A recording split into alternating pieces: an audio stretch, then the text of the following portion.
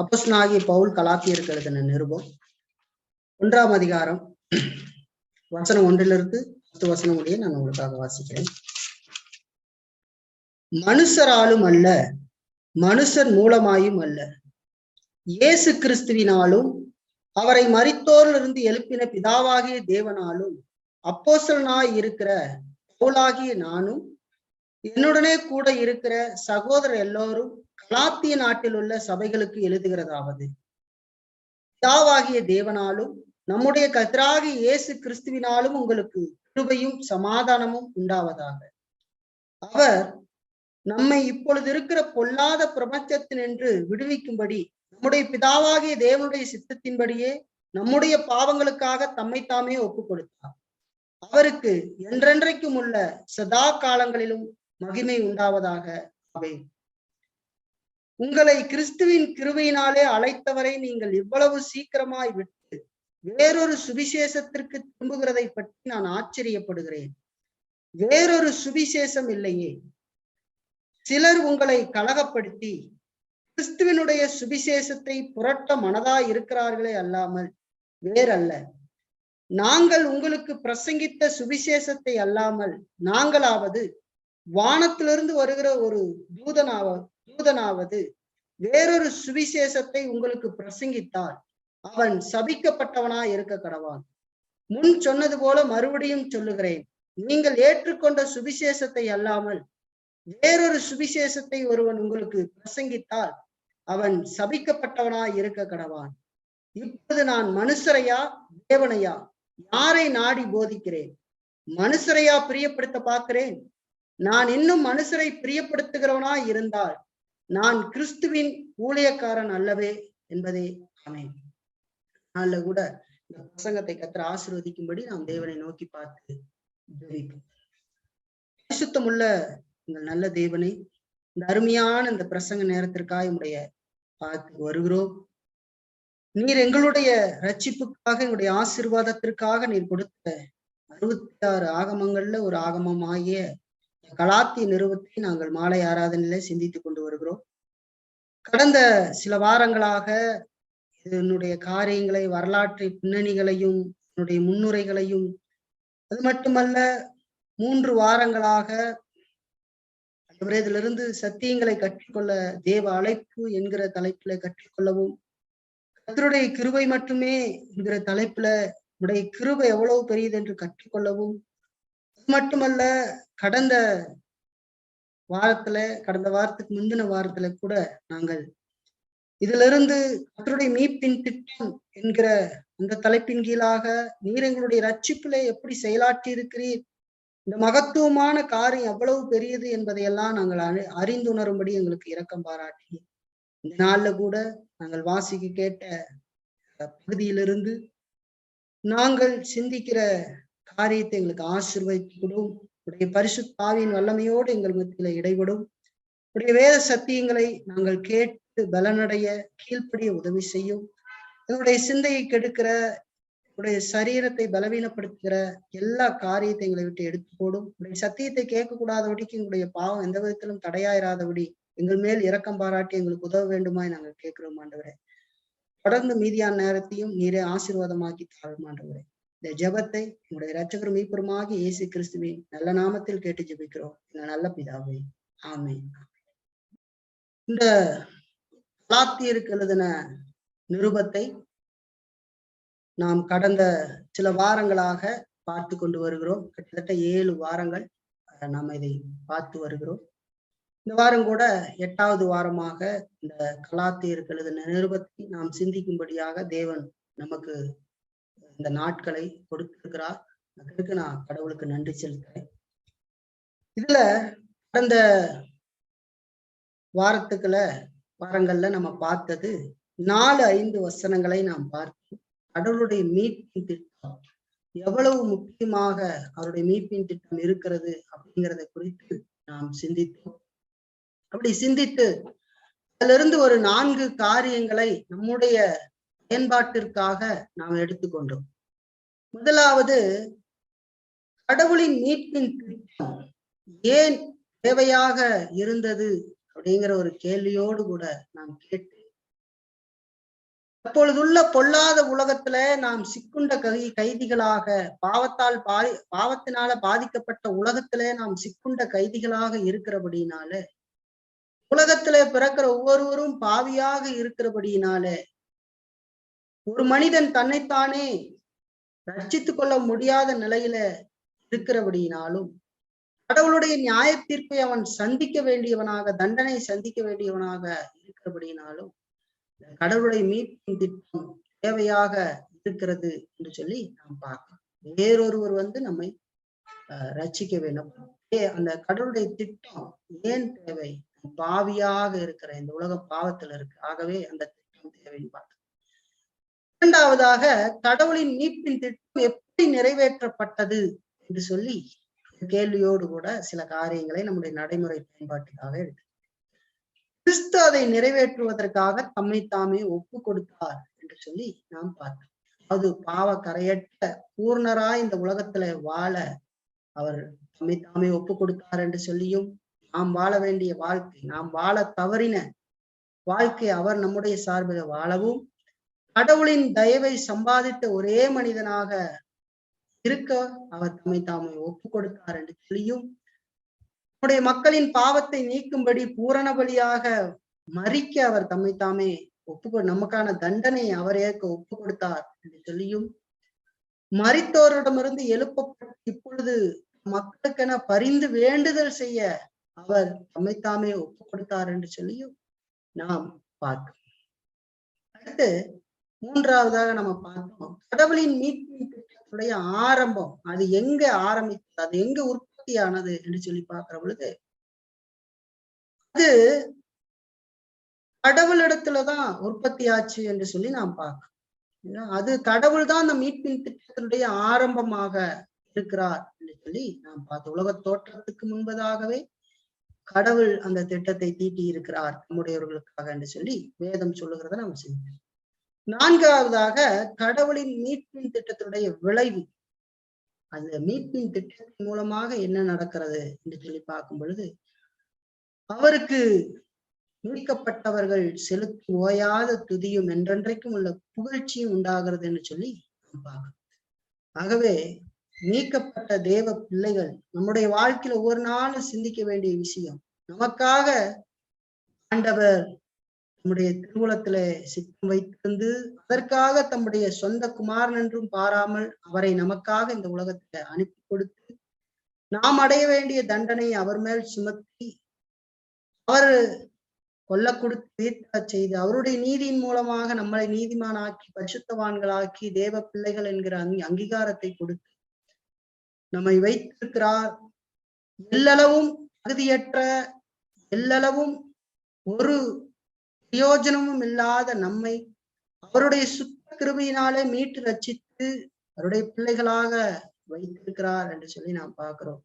அப்படிப்பட்ட நாம் அவருக்கு ஓயாத துதி செலுத்துகிறவர்களாய், அதாவது அவருக்கு மகிமையாக நாம் வாழுகிறவர்களாய், அவரை பிரகாசித்து வாழுகிறவர்களாய் நாம் இருக்க வேண்டியது அவசியம் என்று சொல்லி பார்க்கிறோம். பாட்டு பாடுறது மட்டும் இல்ல துதிங்கிறது, நம்முடைய வாழ்க்கையே துதின அவருக்கு மகிமையை செலுத்துகிறது. பாட்டு பாடிட்டு இருக்கிறதுன்றா துதின்னு நினைச்சிடக்கூடாது, நம்ம அது மட்டும்தான் நினைச்சிடக்கூடாது. பாட்டு பாடுதலும் உண்மைதான். நம்முடைய வாழ்க்கை கடவுளை பிரகாசிக்கிறதாக, பிரதிபலிக்கிறதாக இருக்க வேண்டும். நம் மூலமாக கடவுளை ஜனங்கள் காண வேண்டும், சரிங்களா? அப்படிப்பட்ட ஒரு வாழ்க்கை விசித்தமான சிந்தையோடு ஆண்டவர் விரும்பினபடி நாம் வாழுது. இதெல்லாம் நாம் கடந்த வாரங்கள்ல பார்த்தோம். இந்த மாதிரி செய்திகளை எல்லாம் நம்ம கேட்டு ஏதோ கடந்து போவதற்காக இதெல்லாம் இல்லை, அதெல்லாம் நம்முடைய வாழ்க்கையில சிந்தித்து அதை நாம் அனுபவிக்க வேண்டும் என்று சொல்லி நாம் பார்க்கிறோம், சரிங்களா? ஏதோ ஒரு நேரம் ஒரு சடங்கை போல நாம் நினைத்து விடக்கூடாது. தேவன் தம்முடைய வார்த்தையினால பேசிக்கொண்டே இருக்கிறார். ஒரு நாள் அவர் தம்மை வெளிப்படுத்தி கொடுக்கிறார் நம்முடையவர்களுக்கு, இல்லைங்களா? அதெல்லாம் நம்ம நினைச்சு பார்க்க வேண்டியது அவசியம். இந்த நாள்ல கூட நாம் 6ஆம் வசனத்திலிருந்து 10ஆம் வசனம் முடிய நாம் பார்க்க போகிறோம். 6ஆம் வசனத்திலிருந்து 10ஆம் வசனம் முடிய நாம் இந்த நாள்ல பார்க்க போகிறோம். நாளுடைய செய்திக்கு ஒரு தலைப்பு கொடுக்கணும் அப்படின்னு சொன்னா, உண்மையான சுவிசேஷத்தை பற்றி கொள்ளுங்கள் என்று சொல்லி தலைப்பு கொடுக்கலாம். உண்மையான சுவிசேஷத்தை பற்றி கொள்ளுங்கள் என்று சொல்லி தலைப்பு. நாம் கடந்த வாரங்கள்ல இதனுடைய முதல் 5 வசனத்தையும் ஒவ்வொரு வார்த்தையாக சிந்திக்கும்படி நமக்கு தேவன் உதவி செய்தார். இந்த நாள்ல கூட அப்படியே ஒவ்வொரு வார்த்தையாக நாம் சிந்திக்க போகிறோம். அவ்வளவு அர்த்தங்கள் இதுல இருக்கிறத நம்ம பார்க்கணும். ஒரு முத்துக்களை போல அது இருக்கிறது. அதையெல்லாம் நம்ம பார்க்க வேண்டியது அவசியம். இந்த 6ஆம் வசனத்துல நமக்கு சொல்லுகிறது, அதுக்கு முன்பதாக ஒரு விஷயத்தை நான் உங்களுக்கு நினைவுபடுத்தி விடுகிறேன். நீங்க இந்த கலாத்திய புத்தகத்தை முடிக்கு வரையும் அதுல இருக்கிற சத்தியங்களை நம்ம ஆரம்பத்திலே இதற்கு அறிமுகமாக கொடுத்ததையும் வரலாற்று பின்னணியை கொடுத்ததையும் ஒருபோதும் மறந்துவிட்டு நீங்கள் பார்க்காதீர்கள். அப்போ உங்களுக்கு புரியுறது கஷ்டம். ஆகவே இந்த கலாத்திய நிருபம் பவுலினுடைய முதல் மிஷனரி பிரயாணத்தின் போது ஸ்தாபிக்கப்பட்ட சபைகளாக இருக்கிறது என்று சொல்லி பார்க்கிறோம். அப்படி பவுலினுடைய சுவிசேஷத்தை கேட்டு கிருபையினாலே ரட்சிப்பு, கிருபையினாலே விசுவாசத்தை கொண்டு ரட்சிக்கப்படுகிறீர்கள் என்று சொல்லுகிற இந்த தேவனுடைய இறையாண்மை பேசுகிற அந்த சுவிசேஷத்தை கேட்டு இயேசுவை விசுவாசித்தவர்கள், அதற்கு பின்பதாக பவுல் போனதுக்கு பின்பாக பக்கவழியாக வந்த யூத மதவாதிகளால மோசேயினுடைய அந்த நியாயப்பிரமாண காரியங்கள், அந்த சடங்குகளையும் நாம் செய்தாலே ஒழிய நமக்கு ரட்சிப்பு இல்லை என்று அவர்கள் தவறாக போதித்த அந்த போதனையினால் அறைபடுத்தப்பட்டவர்களாக ஒரு கலக்கமான சூழ்நிலையில அவர்கள் பெற்றுக்கொண்ட அந்த சுவிசேஷத்தை விட்டு விடுவதற்கும் தயாராக இருந்த நிலையில் இருந்த அந்த சபைகளுக்கு பவுல் எழுதுகிற ஒரு நிருபம் தான் இந்த நிருபம். ஆகவே இதன் பின்னணியை மறந்துவிடக்கூடாது. அந்த பின்னணியின் அடிப்படையில சிந்திக்கிற பொழுதே இதை நீங்கள் சரியாக புரிந்து கொள்வீங்க. இந்த கலாத்திய நிருபத்துக்கு ஒரே ஒரு தலைப்பை கொடுக்க வேண்டும் என்று சொன்னால், விசுவாசத்தினாலே நீதிமானாக்கப்படுதல் என்று சொல்லி எல்லாம் அறிமுகத்துல கொடுத்து, இதெல்லாம் ஒவ்வொரு பிரசங்கத்தை கேட்கும் போது மறந்துவிடக்கூடாது. அப்போது பேசுகிறது என்னவென்று புரிந்து கொள்வது கடினமாக மாறிவிடும். சரி, 6ஆம் வசனத்தை நாம் வாசிக்க கேட்கலாம்.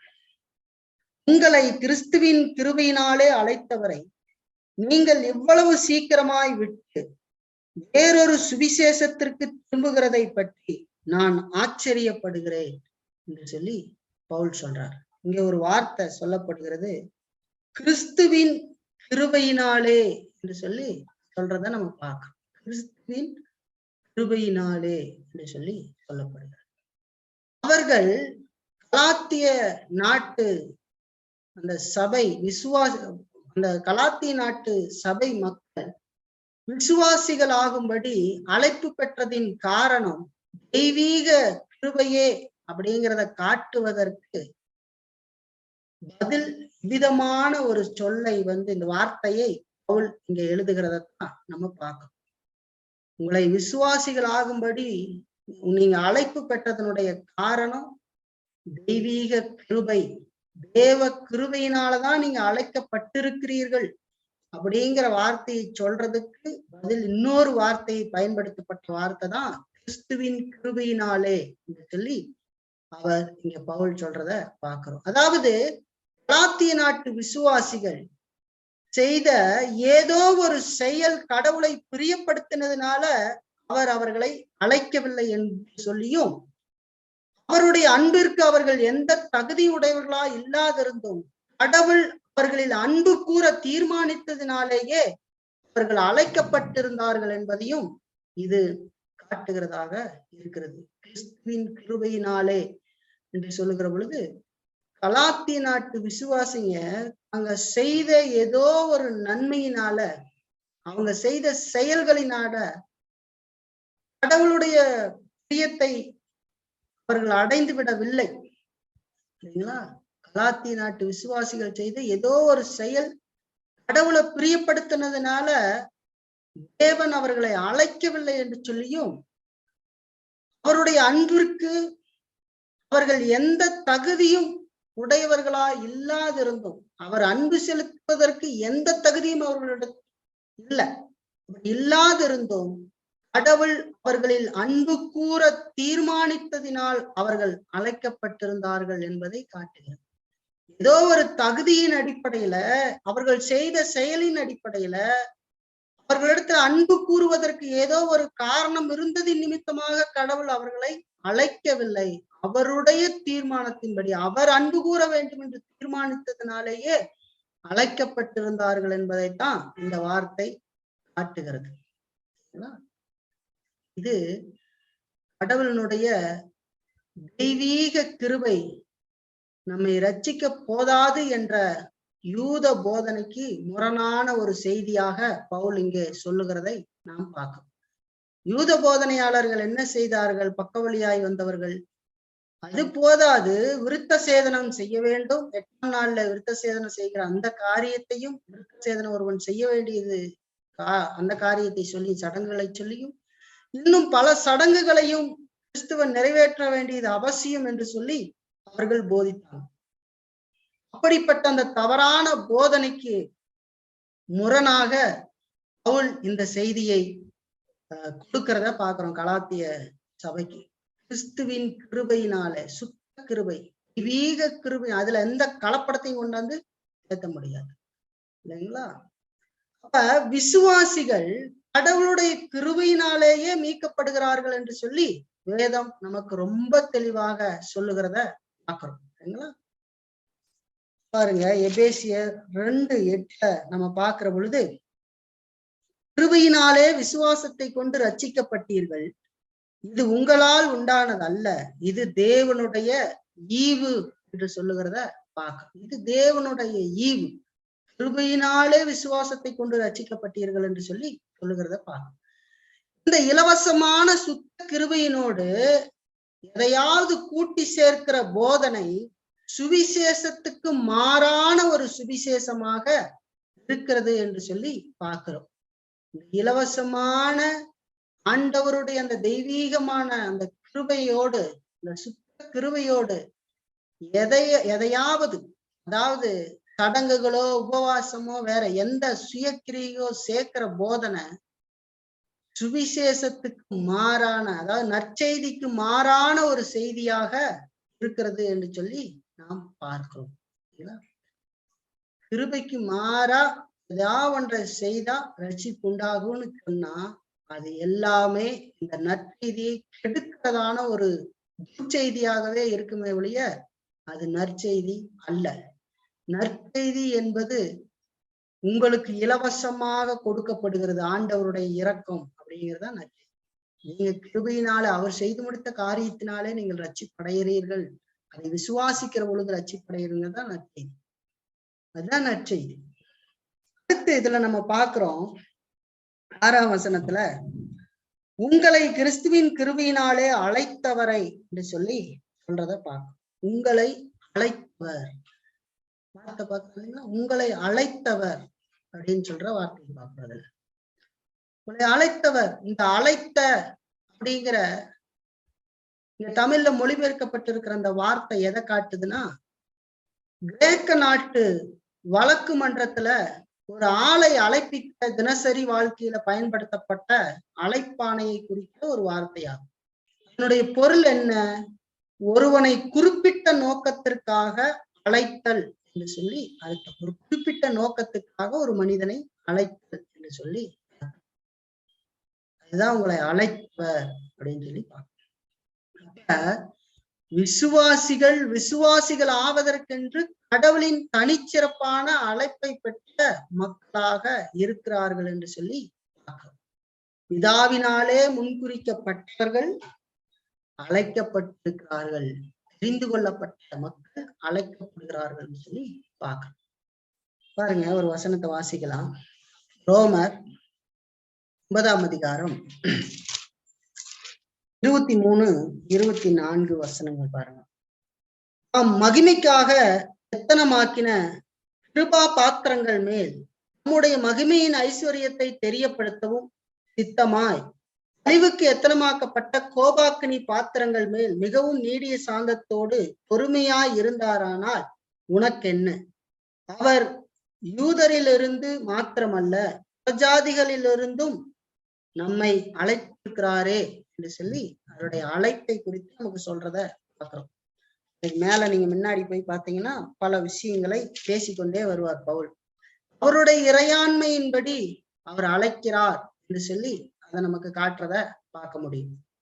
அதே மாதிரி நம்மை அழைத்திருக்க யூதர்ல இருந்து மாத்திரம் அல்ல, பிரஜாதியார்ல இருந்தும் நம்மை அழைத்திருக்கிறார் என்று சொல்லி சொல்கிறத பார்க்கிறோம். அதே மாதிரி 1 கொரிந்தியர் 1ஆம் அதிகாரம் 2ஆம் வசனம் பாருங்க. 1 கொரிந்தியர் 1ஆம் அதிகாரம் 2ஆம் வசனம். கொரிந்துவிலே கிறிஸ்து இயேசுவுக்குள் பரிசுத்தமாக்கப்பட்டவர்களாயும் பரிசுத்தவான்களாகும்படி அழைக்கப்பட்டவர்களுமாய் இருக்கிற தேவனுடைய சபைக்கும் என்று சொல்லி சொல்றத நம்ம பார்க்கணும். சரிங்களா? பரிசுத்தவான்கள் ஆகும்படி அழைக்கப்பட்டவர்களுமாய் இருக்கிற தேவனுடைய சபைக்கு கடவுள் விசுவாசிகள் ஆவதற்கென கடவுளுடைய தனிச்சிறப்பான அழைப்பு பெற்ற மக்களாக இருக்கிறார்கள் என்று சொல்லி பார்க்கணும். 9ஆம் வசனம் நமக்கு சொல்றத பாருங்க. 1 கொரிந்தியர் 1:9. நம்முடைய குமாரனும் நம்முடைய கர்த்தருமாய் இருக்கிற இயேசு கிறிஸ்துவுடனே ஐக்கியமாய் இருப்பதற்கு உங்களை அழைத்த தேவன் உண்மையுள்ளவர் என்று சொல்லுகிறத பார்க்கணும். நம்முடைய குமாரனும் நம்முடைய கர்த்தருமாக இயேசு கிறிஸ்துவுடனே ஐக்கியமாய் இருப்பதற்கு உங்களை அழைத்த தேவன் உண்மையுள்ளவர் என்று சொல்லி 24ஆம் வசனத்தை பாருங்க. ஆகிலும் யூதரானாலும் கிரேக்கரானாலும் எவர்கள் அழைக்கப்பட்டிருக்கிறார்களோ அவர்களுக்கு கிறிஸ்து தேவ பலனும் தேவ ஞானமுமாய் இருக்கிறார் என்று சொல்லி சொல்லுகிறத பார்க்கணும். அழைக்கப்பட்டவர்கள் தேவனுடைய சித்தத்தினாலே அழைக்கப்பட்டவர்கள் என்று சொல்லி பார்க்கணும். நாம் செய்த எந்த கிரிகையினாலேயும் அவர் நம்மை அழைக்கல. அவருடைய அனாதி தீர்மானத்தின்படி நம்மை அழைத்திருக்கிறார் என்று சொல்லி பார்க்கிறோம். அடுத்து கலாத்தியர்ல அந்த வசனத்தை நம்ம வாசிக்கிற பொழுது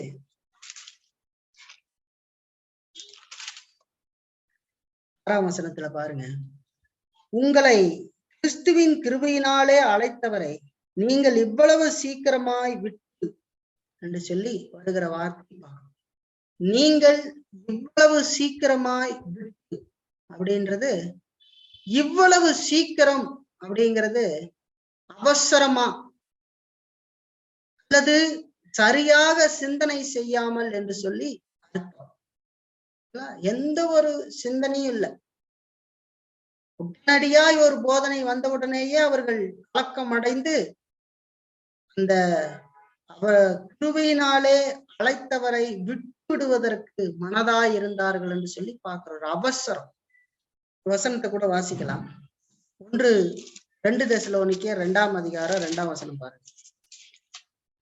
ஒரு ஆவியினாலாவது வார்த்தையினாலாவது எங்களிடத்திலிருந்து வந்ததாய் தோன்றுகிற ஒரு நிருபத்தினாலாவது கிறிஸ்துவனுடைய நாள் சமயமாய் இருக்கிறதாக சொல்லப்பட்டால் உடனே சஞ்சலப்படாமலும் கலங்காமலும் இருங்கள் என்று சொல்லி பவுல் தெசலோனியருக்கு எழுதுகிறத பார்க்கிறோம். ஒரு ஆவியினாலாவது வார்த்தையினாலாவது அப்படின்னா, ஏதாவது ஒரு தீர்க்கதரிசியின் மூலமாக இப்படி உங்களுக்கு வருது வார்த்தை சொன்னாங்க அப்படின்ற ஏதாவது தகவல் வந்ததுன்னா, அதாவது இயேசுனுடைய வருகை நடந்து விட்டது என்று சொல்லி உங்களிடத்துல யாராவது சொல்லுவார்கள் என்று சொன்னால், அல்லது எங்களிடத்திலிருந்து இந்த நிருபம் வந்திருக்கிறது என்று ஏதாவது ஒரு காரியத்தை உங்ககிட்ட வந்து சொல்லுவாங்க அப்படின்னா, நீங்க என்ன செய்யாதீர்கள், உடனே சஞ்சலப்படாமலும் கலங்காமலும் இருங்கள். எவ்விதத்துல ஒருவனும் உங்களை மோசம் போக்காதபடிக்கு எச்சரிக்கையா இருங்கள் அப்படின்னு சொல்லி சொல்றாரு. என்னன்னா, உடனே சஞ்சலப்படாமலும் கலங்காமலும் இருங்கள் அப்படின்னா, அவசரப்படாதே. அவசரமா ஒரு முடிவு எடுக்காது. தன்னை தீர்க்கதரிசி என்று சொல்லிக்கொண்டு அவருடைய வருகை வந்துருச்சுன்னு சொல்லிட்டா உடனே நீ நம்பி விடாதே, உடனே முடிவு எடுக்காத. அல்லது எங்களிடத்துல இருந்து இந்த நிருபம் வந்திருக்குதுன்னு ஒருத்தவங்களை சொல்லி மோசம் பண்றதுக்கு முயற்சி செய்தா நீ உடனே சஞ்சலப்படாமலும் கலங்காமலும் இருங்கள் என்று சொல்லி சொல்றார். அப்ப சிந்திக்க வேண்டியது அவசியம் இல்ல. இன்னொரு வசனத்தை கூட நம்ம பார்த்திடலாம். 1 தீமோத்தேயு 5ஆம் அதிகாரம் 22ஆம் வசனம் பாருங்க. ஒருவன் மேலும் சீக்கிரமாய் கைகளை வையாதே, மற்றவர்கள் செய்யும் பாவங்களுக்கும் உடன்படாதே, உன்னை சுத்தவானாக காத்துக்கொள் என்று சொல்லுது. ஒருவன் மேலும் சீக்கிரமாய் கைகளை வையாதே அப்படின்னா, ஊழியத்திற்காக ஒருவனை ஏற்படுத்துகிற பொழுது உடனடியாக ஒருவனை அப்படி ஏற்படுத்தி விடாதே அப்படிங்கறதுதான் அந்த வசனம் சொல்லுகிறது. அவசரப்பட்டு ஒருவனை ஊழியக்காரனாக ஏற்படுத்தி விடாதே என்று சொல்லி பவுல் தீமோத்தேயுவுக்கு கட்டளை கொடுக்கிறார். ஒரு ஊழியக்காரனுக்கு என்கிற வரைமுறை இருக்கிறது, அவனை பார்க்க வேண்டியது இருக்கிறது, அவன் கடவுளுடைய அழைப்பை பெற்றிருக்கிறானா என்பதையெல்லாம் சிந்திக்க வேண்டிய அவசியம் இருக்கிறதுன்னு சொல்லி பார்க்கணும். அப்படி இல்லாம ஒருவன் மேலும் நீ சீக்கிரமாய் கையை வைத்து அவனை ஊழியக்காரனாக சபையிலே நியமித்து விடாதே, மற்றவர் செய்யற அவன் அந்த மனிதன் செய்யற பாவத்துக்கு நீ உடனாளியா ஆய்விடுவாய் அப்படிங்கிறத பவுல் சொல்றார். உன்னை சுத்தவானாய் காத்துக்கொள் என்று சொல்லி சொல்றார். அது என்ன இங்க நம்ம பாக்குறோம்னா, ஒருவன் மேலும் சீக்கிரமா.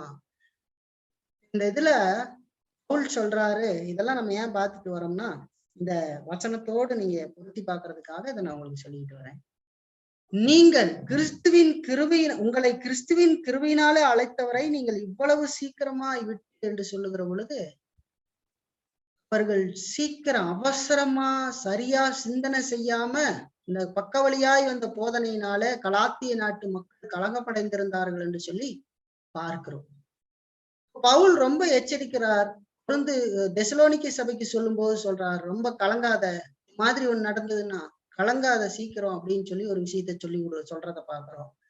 தீமோத்தேயுக்கு தனிப்பட்ட விதத்துல அவரை ஊழியக்காரராக எபேசு சபையினுடைய ஊழியக்காரராக இருக்கிற தீமோத்தேயுக்கு ஒரு சொல்லுகிற பொழுதும் அதை தெளிவாக சொல்றாரு, அவசரப்பட்டு யாரையும் ஊழியக்காரர் ஆக்கி விடாதே. இன்னைக்கு நிறைய அப்படி எல்லாம் ஆக்கிடுறாங்க இல்லையா, ஆக்கி விடாதே அப்படின்னு சொல்லி சொல்றத பார்க்கணும். இதுல இருந்து நம்ம என்ன பாக்குறோம்னா, அந்த வசனத்துல மக்கள் சிந்தனையற்றவர்களாக வாழும் போது தவறான கருத்துக்கள் மிக வேகமாய் பரம்பும் என்று சொல்லி பார்க்கிறோம். மக்கள் சிந்திக்கிறவர்களாக இருக்க வேண்டும். கடவுள் மனிதனை சிந்திக்கிறவனாக படைத்திருக்கிறார். உங்கள்ல அநேகர் அப்படி நீங்க சிந்திக்கிறீங்களா? அநேக முறை பிரசங்கத்தின் மூலமாய் கேட்டுக்கிட்டே இருக்கிறீங்க. சிந்தித்தல் ரொம்ப அவசியம். உடனடியா பதில் இல்லைன்னா அது இல்லைன்னா இதுவா, இது இல்லை, இந்த விதமான வாழ்க்கை ஒருபோதும் சரியாக இருக்காது. அவன் தவறான ஒரு காரியத்துல அகப்பட்டு இடம் தெரியாமல் மாறி போய்விடுவான். சரியாக சிந்திக்க மறுக்கிறவன் அவன் இருக்கிற இடம் தெரியாம தடம் தெரியாம போயிடுவான். அந்த மாதிரி ஒரு வாழ்க்கை தாறுமாறாக போய்விடும். வேத சத்தியங்களை நீங்கள் கேட்கிற பொழுதும் நிதானமாக பொறுமையாக பல மணி நேரங்களை எடுத்து சிந்தித்து அதை புரிந்து கொள்ளும். இல்லைங்களா? ஒரு கேள்வி கேட்கிற பொழுது ஒண்ணு சொல்றது மாத்திக்கிறது, உடனே டப்பு மாத்திக்கிறதுக்கு இது விளையாட்டு அல்ல. ரொம்ப கவனமாக சிந்திக்கும். மக்கள் சிந்தனையற்றவர்களாக வாழும்போது தவறான கருத்து மிக வேகமாய் பரவுகிறதுன்னு சொல்லி பார்க்கிறோம். சிந்திக்கிற மனிதர்களாக இருந்திருந்தால் இந்த விதமான எத்தனையோ போலி போதனைகள் வந்திருக்காது இல்லைங்களா? கலாத்திய நாட்டில் இருக்கிற விசுவாசிகள் தங்களுடைய செயலை பற்றி கவனமா சிந்திக்காம ரட்சிப்பை குறித்த மெய்யான வேத போதனை விட்டுவிடுற நிலையில் இருந்தார்கள் என்று சொல்லி பார்க்கணும். ஒரு போதனை வருகிறது, இந்த போதனை நாம் கேட்ட போதனையிலிருந்து எந்த அளவுக்கு வித்தியாசமானதாக இருக்கிறது என்கிற சிந்திக்க மறுத்து உடனடியாக அதை ஏற்றுக்கொண்டு வழி தெரியாமல் கலங்கி போய் நிற்க ஒரு சபையாக இந்த சபை இருக்கிறத பார்க்கணும். சிந்திக்க மறுக்கிறது இல்லைங்களா? எதையும் சிந்திக்கிறது இல்லை. இதெல்லாம் ஏன் கடவுள் எழுதி வச்சிருக்காங்க? அதான் இவ்வளவு சீக்கிரமா விட்டு இதெல்லாம் ரொம்ப கவனமா பார்க்கணும். கிறிஸ்து வாழ்க்கையில வளர்ச்சிங்கிறது என்ன? சிந்திக்கணும். வெறுமனே வேதத்தை படித்து அப்படி போயிடுறது இல்லை, சிந்திக்கணும். அதிகமாய் வேதத்திலிருந்து சிந்திக்கணும். அடுத்து இங்க நம்ம பார்க்கிறோம், இந்த 6ஆம் வசனத்திலேயே உங்களை கிறிஸ்துவின் கிருபையினாலே அழைத்தவரை நீங்கள் இவ்வளவு சீக்கிரமாய் விட்டு வேறொரு சுவிசேஷத்துக்கு திரும்புகிறதை பற்றி நான் ஆச்சரியப்படுகிறேன். வேறொரு சுவிசேஷம் இல்லையே என்று சொல்லி பவுல் சொல்றார். வேறொரு சுவிசேஷத்திற்கு அப்படின்னு சொல்லிட்டு வேறொரு சுவிசேஷம் இல்லை அப்படிங்கிறார். நீங்க வேறொரு சுவிசேஷத்துக்கு திரும்புறீங்க, ஆனா வேறொரு சுவிசேஷம் இல்லை என்று சொல்லி பவுல் சொல்றத பார்க்க. இந்த பவுல் வேறொன்று என்று சொல்லி பொருள்படுகிற 2 வார்த்தைகளை பயன்படுத்துறார். என்ன வார்த்தை? முதலாவது வார்த்தையினுடைய கருத்து வேற வகையில வேறொன்னு. நான் சொல்றத கொஞ்சம் புரிஞ்சுக்கீங்கன்னா புரியும். வேறு ஒன்று 2 வார்த்தைகளை அவர் பயன்படுத்துறார். என்ன காரியம்னா, வேறு வகையில வேறொன்று அப்படின்னா, உதாரணமா மாம்பழம் பாக்குறோம், ஒரு கொய்யாப்பழம் பார்க்கிறோம். மாம்பழம், கொய்யாப்பழம் 2 வெவ்வேறு பழங்களாக இருக்குது. அப்போ வேறு சுவிசேஷத்துக்கு இங்கே சொல்லப்படுகிறது, வேறு சுவிசேஷத்துக்கு திரும்புகிறதை பற்றி நான் ஆச்சரியப்படுகிறேன். வேறொரு சுவிசேஷம் இல்லையே, வேற ஒண்ணு நீங்க திரும்புறீங்க, ஆனா வேற ஒண்ணு இல்ல அப்படின்னு சொல்றாரு. 2 பழம், மாம்பழம் இருக்குது, கொய்யாப்பழம் இருக்குது. உதாரணத்துக்கு தான் சொல்றேன். இது இல்லைன்னா இன்னொன்னு அப்படிங்கிற மாதிரி அவங்க இன்னொரு சுவிசேஷம் இருப்பது மாதிரி அவங்க யூதர்கள் வழியாக வந்த அந்த போதனையும் அவங்க ஏற்க ஆரம்பிச்சுட்டாங்கன்னு சொல்லி சொல்றாரு. வேறொரு சுவிசேஷத்துக்கு திரும்புறதை பற்றி நான் ஆச்சரியப்படுறேன், ஆனா வேறொரு சுவிசேஷம் இல்லை அப்படின்னு சொல்லி சொல்றாரு. அதாவது கடவுளுடைய கிருபையினால் மட்டுமே ரட்சிப்பு கிடைக்கும் அப்படிங்கிற சுவிசேஷத்தை பவுல் போதித்தார் என்று சொல்லி பார்க்கிறோம். ஆனா கலாத்திய நாட்டு விசுவாசிகள் மோசையின் நியாயப்பிரமாணத்தை கைகொள்ளுவதனால் ரட்சிப்பு உண்டாகும் அப்படிங்கிற அந்த காரியத்தை அவர்கள் ஏற்றுக்கிட்டார்கள் என்று சொல்லி அதையும் நம்புறாங்க என்று சொல்லி பார்க்கிறோம். பவுல் இந்த பக்கம் போதிக்கிறாரு, தேவனுடைய கிருபையினால மட்டும்தான் ரட்சிப்பு கிடைக்கும்னு சொல்லி போதித்தாரு. ஆனா கலாத்திய நாட்டுல இருக்கிற விசுவாசிகள் மோசையின் நியாயப்பிரமாணத்தை கைகொள்வதனாலும் ரட்சிப்பு உண்டாகும் என்று சொல்லி கருதி அதை வேறொரு சுவிசேஷம் என்று எண்ணினார்கள். சரிங்களா? அது வேறொரு சுவிசேஷம் இருக்குங்கிற மாதிரி என்றாங்க. அப்படி அல்ல, வேறொரு சுவிசேஷம் அல்ல என்று சொல்லி பவுல் சொல்லுகிறத பார்க்கிறோம். பவுல் பயன்படுத்துகிற இந்த 2வது வார்த்தை எதை காட்டுதுன்னா, ஒரே வகையில இன்னொன்று இல்லை. ஒன்று போல இன்னொன்னு இருக்குதுன்னு நீ நினைக்காத. அதே மாதிரி ஒன்று போல இன்னொன்று இல்லை, ஒண்ணு இருக்குது வேற ஒண்ணு இருக்குன்னு நீ நினைக்காத அப்படின்னு முதல்ல அந்த வார்த்தையில அர்த்தத்துல சொல்றாங்க. அதுலயே இன்னொரு பக்கம் நம்ம பார்த்தோம்னா, பவுல் பயன்படுத்துற அந்த 2வது வார்த்தை ஒரே மாதிரி இன்னொன்னு கிடையாது அப்படின்னு சொல்றாரு. அதாவது முதல்ல நம்ம பார்த்தோம், ஒரு மாம்பழம் இருக்கு, இன்னொரு கொய்யாப்பழம் மாதிரி ஒண்ணு இருக்குது அப்படின்னு நினைச்சிருக்கோம், வேற ஒரு சுவிசேஷம் இருக்குன்னு நினைச்சிருக்கோம். இங்க பாக்குறது என்னன்னா, ஒரு மாம்பழம் இருக்கு, அதே மாதிரி இன்னொரு மாம்பழம் இருக்குதுன்னு நினைச்சிருப்பாங்க. புரியறதுக்காக சொல்றேன், வேற ஒண்ணும் இல்லை. அவங்க அப்படி நினைக்கிறாங்க. ஒரு சுவிசேஷம் இருக்குது, அதே மாதிரி இது ஒண்ணு இருக்குது அப்படிங்கிற மாதிரி நினைக்கிறேன். அதனாலதான் பவுல் அதை உதாரணமா காட்டுறாரு. நீங்க இவ்வளவு சீக்கிரமா வேறொரு சுவிசேஷத்துக்கு திரும்புகிறது என்ன அப்படின்னு சொல்லிட்டு, அப்படி ஒரு சுவிசேஷமே இல்லை. நீ நினைக்கிற மாதிரி வேறொரு வழியே இல்லை. கிருபையினாலதான் உனக்கு ரட்சிப்பு உண்டாகும். முழு உலகமும் பாவத்துல கிடக்கிறது. உன்னுடைய முதற்தரமான கிரியைகள் எல்லாம் தேவனுடைய பார்வையில அழுக்கும் கந்தையுமா கிடைத்தெறிகிற துணியை போலம் இருக்கிறது. அப்படி ஒரு விஷயத்தை நீ செய்கிறதுனால நீ ரட்சிக்கப்படுவாய் என்று சொல்லி நீ நினைத்தாயானால் அப்படி ஒரு காரியமே இல்லை, அப்படி ஒரு சுவிசேஷமே இல்லை அப்படின்னு சொல்லி பவுல் சொல்லுகிறத பார்க்கணும். பவுலுடைய சுவிசேஷத்தை போல அதே வகையான வேறொரு சுவிசேஷம் கிடையாது என்று சொல்லி பார்க்கிறோம். ரட்சிப்பை அடைவதற்கு ஒரே ஒரு வழிதான் இருக்கு, 2 வழிகள் கிடையாது என்பதை நாம் பார்க்கிறோம். இதை நாம் நினைவில் கொள்ள வேண்டியது அவசியம். 2 வழியில ஒரே வழிதான். அதே வசனத்துல பார்க்கிற பொழுது, வேறொரு சுவிசேஷத்துக்கு திரும்புகிறதை பற்றி நான் ஆச்சரியப்படுகிறேன் என்று சொல்லி சொல்றாரு.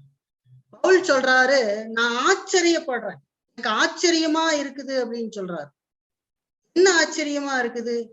பவுல் ஆச்சரியப்படுறதுக்கு என்ன காரணம் அப்படின்னா, கடவுளுடைய பார்வையில தாங்கள் பாவிகள் என்பதை ஒவ்வொரு விசுவாசிகளும் அறிவார்கள் என்று சொல்லி பார்க்கிறோம். ஆகவே அவர்களுடைய செயல்களின் மூலம் கடவுளுடைய தயவை சம்பாதிக்க அவர்களால முடியாது. அப்படிப்பட்ட பாவிகளை கடவுள் தமது கிருபையினாலே ரட்சித்திருக்கிறார் அப்படிங்கிற அந்த வேத போதனை தான் நற்செய்தி என்று சொல்லி பார்க்கிறார். அதுதான் வேத போதனை. இல்லைங்களா? கடவுளுடைய பார்வையில ஒவ்வொரு மனிதனும் பாவி. அவன் தன்னுடைய எந்த செயல்களின் மூலமாகவும் ரட்சிப்பை அடைய முடியாது. தேவனே தமது கிருபையினாலேயே மனிதனை ரட்சிக்கிறார் என்று சொல்லி பார்க்கிறோம். இதுதான் சுவிசேஷம் என்று சொல்லி பார்க்கிறோம்.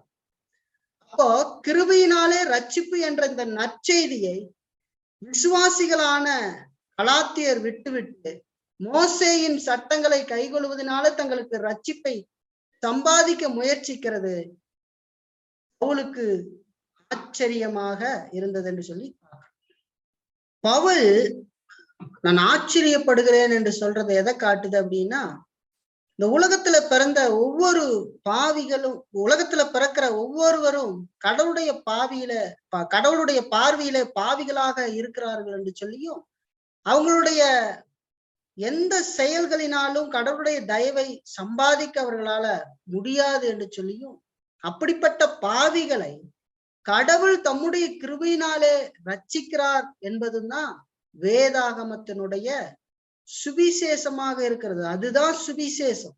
நற்செய்தினா என்ன? சுவிசேஷம் சொன்னா இதுதான் சுவிசேஷம், இல்லைங்களா?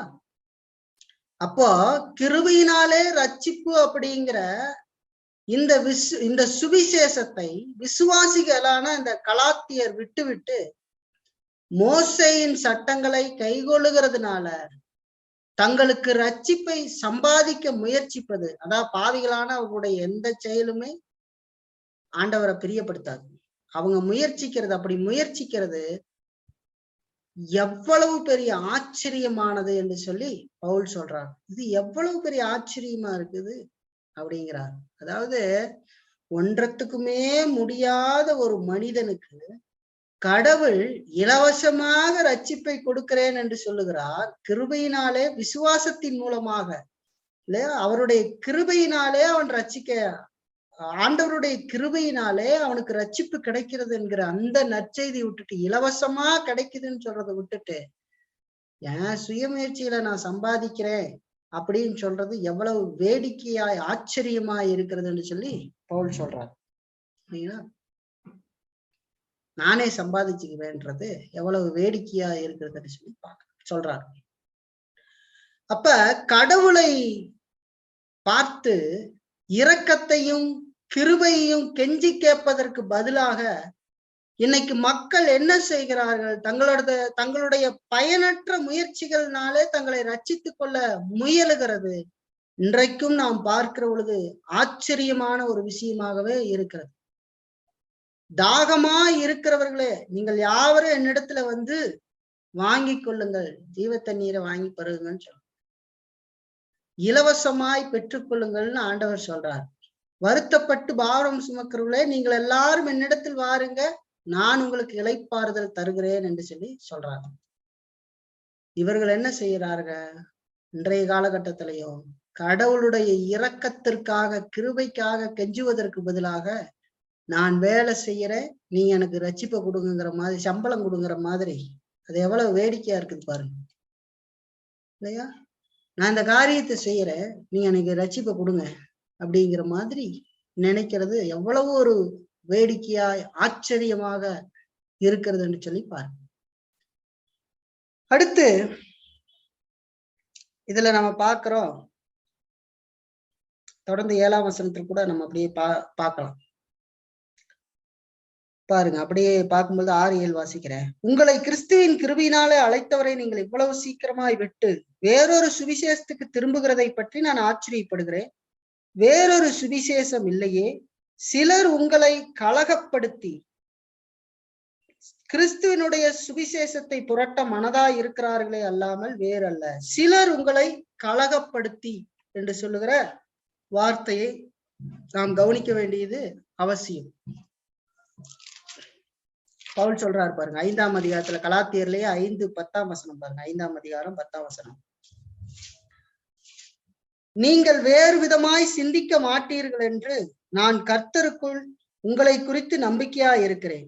உங்களை கலக்குகிறவன் எப்படிப்பட்டவனாய் இருந்தாலும் தனக்கேற்ற ஆக்கினியை அடைவான். 12ஆம் வசனம்.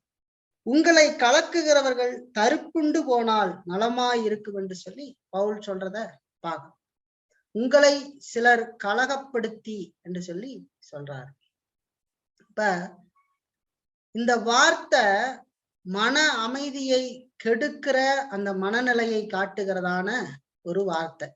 உங்களை கலகப்படுத்திங்கிறது மன அமைதியை கெடுக்கிற அந்த மனதின் நிலையை விவரித்து காட்டுகிற ஒரு வார்த்தையாக இது இருக்கிறது. அதாவது தப்பான ஒரு காரியத்தை சொல்லி தடுமாற்றத்தை ஏற்படுத்துகிறது இல்லைங்களா? இப்போ இதனாலதான் வேத சத்தியத்துல ஊன்றி கட்டப்படாத மனிதர்கள், சிந்திக்க மறுக்கிற மனிதர்கள் இல்லைங்களா, ஒரு பிரேக் இல்லாத வண்டி ஓட்டிட்டு போற மாதிரிதான். தான் என்னதான் வண்டி ஓட்டிட்டு இருக்கிறேன் அப்படின்னு சொன்னாலும் என்றைக்கு அடிபட போகிறான் என்பது தெரியாது. அந்த மாதிரி ஒரு நிலை. அதனாலதான் பல முறை பிரசங்கத்துல வேத பாட கூட்டத்திலேயே நான் உங்களுக்கு நினைவுபடுத்துறேன், சிந்திக்க மறுக்காதீர்கள். சிந்திக்க மறுக்கிறவன் தன்னை உண்டாக்கின தேவனை இழிவுபடுத்துகிறான் என்று சொல்லி பார்க்கிறோம் இல்லைங்களா? இப்ப சிலர் உங்களை கலகப்படுத்தி என்று சொல்லுகிற பொழுது அது ஒரு தடுமாற்ற மன அமைதியை கெடுக்கிற இந்த மனதனுடைய நிலையை விவரித்து காட்டுகிற ஒரு வார்த்தையாக பவுல் சொல்றார். அப்ப சபைகளை சந்தித்த சில போதகர்கள், அதாவது அந்த யூத மதவாத போதகர்கள், யூதரல்லாத விசுவாசிகள் ரட்சிப்பை பெறறதுக்கு கிறிஸ்துவை விசுவாசிப்பதோடு யூத சடங்குகளையும் கைகொள்ள வேண்டும் என்று வற்புறுத்தி போதித்தார்கள் என்று சொல்லி நாம பார்க்கிறோம். அதாவது இந்த நாட்கள்ல யூதர்களும் மனம் திரும்பினார்கள், அதே நேரத்துல கிரேக்கர்களும் மனம் திரும்பி சபைக்கு வர ஆரம்பித்தார்கள். யூதர்கள் 8ஆம் நாள்ல விருத்த சேதனம் பண்ணப்பட்டவர்களாய், அவர்கள் ஏற்கனவே எல்லா காரியத்தையும் செய்யக்கூடியவர்களாய் ஒரு புறத்தில் இருக்கிறாங்க. ஆனா கிரேக்கர்களோ அப்படி இல்லை. அப்போ இந்த யூத மதவாத போதகர்கள் யூதரல்லாத விசுவாசிகள் ரட்சிப்பை பெறணும்னா கிறிஸ்துவை விசுவாசிப்பதோடு யூதர்களுடைய சடங்குகளையும் கைகொள்ள வேண்டும் என்று சொல்லி போதிக்கிறார்கள் என்று சொல்லி பார்க்கிறோம். இதைத்தான் அப்போஸ்தலர் 15ஆம் அதிகாரத்துல கூட அங்க சில காரியங்கள் நடந்ததை பார்க்கிறோம். இதெல்லாம் ஆரம்பத்திலேயே பார்த்தோம், நீங்க மறுபடியும் வாசித்து பார்த்துக் கொள்ளுங்கள். அப்போஸ்தலர் 15ஆம் அதிகாரம். அப்ப கலாத்திய நாட்டில் இருக்கிற விசுவாசிகள் கிருபையினாலே ரட்சிப்பு அப்படின்னு பவுல் போதித்த செய்தியையும் கள்ள போதகர்கள் சொன்ன கிருபையினாலும் மனித முயற்சியினாலும் ரட்சிப்பு என்ற வேறொரு செய்தியும் கேட்டாங்க. ரெண்டும் கேட்டாங்க. பவுல் சொன்னதையும் கேட்டாங்க, கிருபையினால ரட்சிப்புன்றது. இன்னொரு புறம் கள்ளப்போதகர்கள் சொன்ன கிருபையினாலும் மனித முயற்சியினால் ரட்சிப்புங்கிற வேறொரு செய்தியும் கேட்டாங்க. அப்ப களப்பற்ற சத்தியத்துல கலாத்தியர் கொண்டிருந்த பற்று அவங்க பிடிச்சுக்கிட்டு இருந்த அந்த கலப்பில்லாத ஒரு தூய்மையான சத்தியத்துல பிடித்து கொண்டு, அந்த தூய்மையான சத்தியத்தை பவுல் போதித்ததை பிடித்து கொண்டிருந்த அவங்களுடைய அந்த உறுதி இந்த கள்ள போதனை கேட்ட உடனே அசைக்கப்பட்டு விட்டது என்று சொல்லி நாம் பார்க்க, அவங்களுக்கு அது மேல இருந்த அந்த உறுதி இப்பொழுது ஆட்டம் காண ஆரம்பித்து விட்டது என்று சொல்லி பார்க்கிறோம். அதான் ரொம்ப கவனமா வேத சத்தியத்துல இருக்கு. அப்ப அவங்க போதிச்ச உடனே இங்க ஆட்டம் காண ஆரம்பித்து விட்டது என்று சொல்லி பார்க்கிறோம். அதே வசனத்துல பாருங்க, 7ஆம் வசனத்துல, வேறொரு சுவிசேஷம் இல்லையே, சிலர் உங்களை கலகப்படுத்தி கிறிஸ்துவனுடைய சுவிசேஷத்தை புரட்ட மனதாய் இருக்கிறார்களே அல்லாமல் வேறல்ல. கிறிஸ்துவினுடைய சுவிசேஷத்தை புரட்ட மனதாய் இருக்கிறார்கள் எல்லாமே வேறல்ல. இல்ல, கிறிஸ்துவனுடைய சுவிசேஷத்தை புரட்ட மனதாய் இருக்கிறார்கள் என்று சொல்லி பவுல் சொல்றார். புரட்டுதல் அப்படின்னா என்ன? இங்க பவுல் பயன்படுத்துகிற வார்த்தை, இந்த கிரேக்க வார்த்தையினுடைய கருத்து என்னன்னா மாறுபடுத்துவது அல்லது முற்றிலும் எதிரானது. ஒரு நல்ல சுவிசேஷம், கடவுளுடைய சுவிசேஷத்துக்கு எதிரான ஒரு காரியத்தை அவர்கள் விதைக்கிறது இல்லைங்களா? இப்ப இன்னைக்கு நடக்கிறதோடு ஒப்பிட முடியாதெல்லாம் இல்லைங்களா? கிருபையினாலே விசுவாசத்தை கொண்டு ரட்சிப்பு என்று சொன்னால், நீங்கள் சரியாக ஆலயத்துக்கு வந்து விட்டாலே ரட்சிக்கப்பட்டு விடுவீர்கள், சரியாக காணிக்கை கொடுத்து விட்டாலே ரட்சிக்கப்பட்டு விடுவீர்கள், சத்தத்தை உயர்த்தி பாட்டு பாடிவிட்டால் ரட்சிக்கப்பட்டு விடுவீர்கள், இப்படி எல்லாம் எதையோ ஒண்ணு சொல்லிக்கிட்டு இருக்காங்க இல்லையா?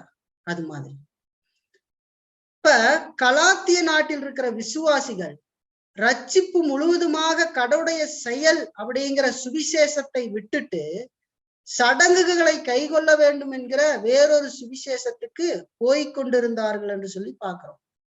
அவங்க கலகம் அடைஞ்சு இப்ப வேறொரு சுவிசேஷம், அதான் அப்படி ஒரு சுவிசேஷம் இல்ல, அவங்க வேறொன்னு இருக்குன்னு போய்கிட்டு இருக்காங்க. அதான் 3 கலாத்தியர்ல 3:3 பாருங்க, பவுல் சொல்றாரு, ஆவியினாலே ஆரம்பம் பண்ணின நீங்கள் இப்பொழுது மாமிசத்தினாலே முடிவு பெற போகிறீர்களோ, நீங்கள் இத்தனை புத்தியினரோ என்று சொல்லி கேட்கிறார். ஆவியினால, தேவ ஆவியினால அவருடைய ரட்சிப்பு கிடைக்கிறது இல்லைங்களா? அப்படி ஆரம்பம் நீங்க இப்ப மாமிசத்துல போய் முடிவு பெற போகிறீங்களா? எத்தனை மதிகெட்டவங்களா, புத்தியினரா, அறிவில்லாதவர்களா என்று சொல்லி கேட்கிறார் பவுல். பாருங்க, புரட்டுதல் அப்படின்னா சுவிசேஷத்துக்கு எதிரான காரியம். இதெல்லாம் ரொம்ப கவனமாக தேவ பிள்ளைகள் வைத்துக் கொள்ள வேண்டும். கிறிஸ்துவ சத்தியத்துக்கு எதிராக இருக்கிற இடத்துல தன் தூசியை உதறி தள்ளிவிட்டு வந்து விட வேண்டியது அவசியம். இல்லை என்று சொன்னா, அல்லது ரொம்ப ஸ்ட்ராங், அங்க இருக்கிறதே தப்பு, எல்லாம் ஆபத்தை உண்டு பண்ணி, மகா கேடை உண்டு பண்ணி, மன அமைதியை கெடுத்து பாதையிலிருந்து விலகுகிறபடியான பல விஷயங்களை அது உண்டு பண்ணும் என்று சொல்லி பார்க்க. 8ஆம் வசனம் பாருங்க, நான் உங்களுக்கு பிரசங்கித்த சுவிசேஷத்தை அல்லாமல் நாங்களாவது வானத்திலிருந்து வருகிற ஒரு தூதனாவது வேறொரு சுவிசேஷத்தை உங்களுக்கு பிரசங்கித்தால் அவன் சபிக்கப்பட்டவனா இருக்க கடவான் என்று சொல்லி பவுல் சொல்றத பார்க்க. இங்க சொல்லப்படுகிறது, நாங்களாவது வானத்திலிருந்து வருகிற ஒரு தூதனாவது வேறொரு சுவிசேஷத்தை உங்களுக்கு பிரசங்கித்தால் என்று சொல்லி இங்க சொல்லப்படுகிறத பார்க்கிறோம். இப்போ ஒரு காரியத்தை நல்லா உங்ககிட்ட ஒரு கேள்வியா நான் வைக்கிறேன். ஒரு புகழ்பெற்ற ஒரு பிரசங்கியார்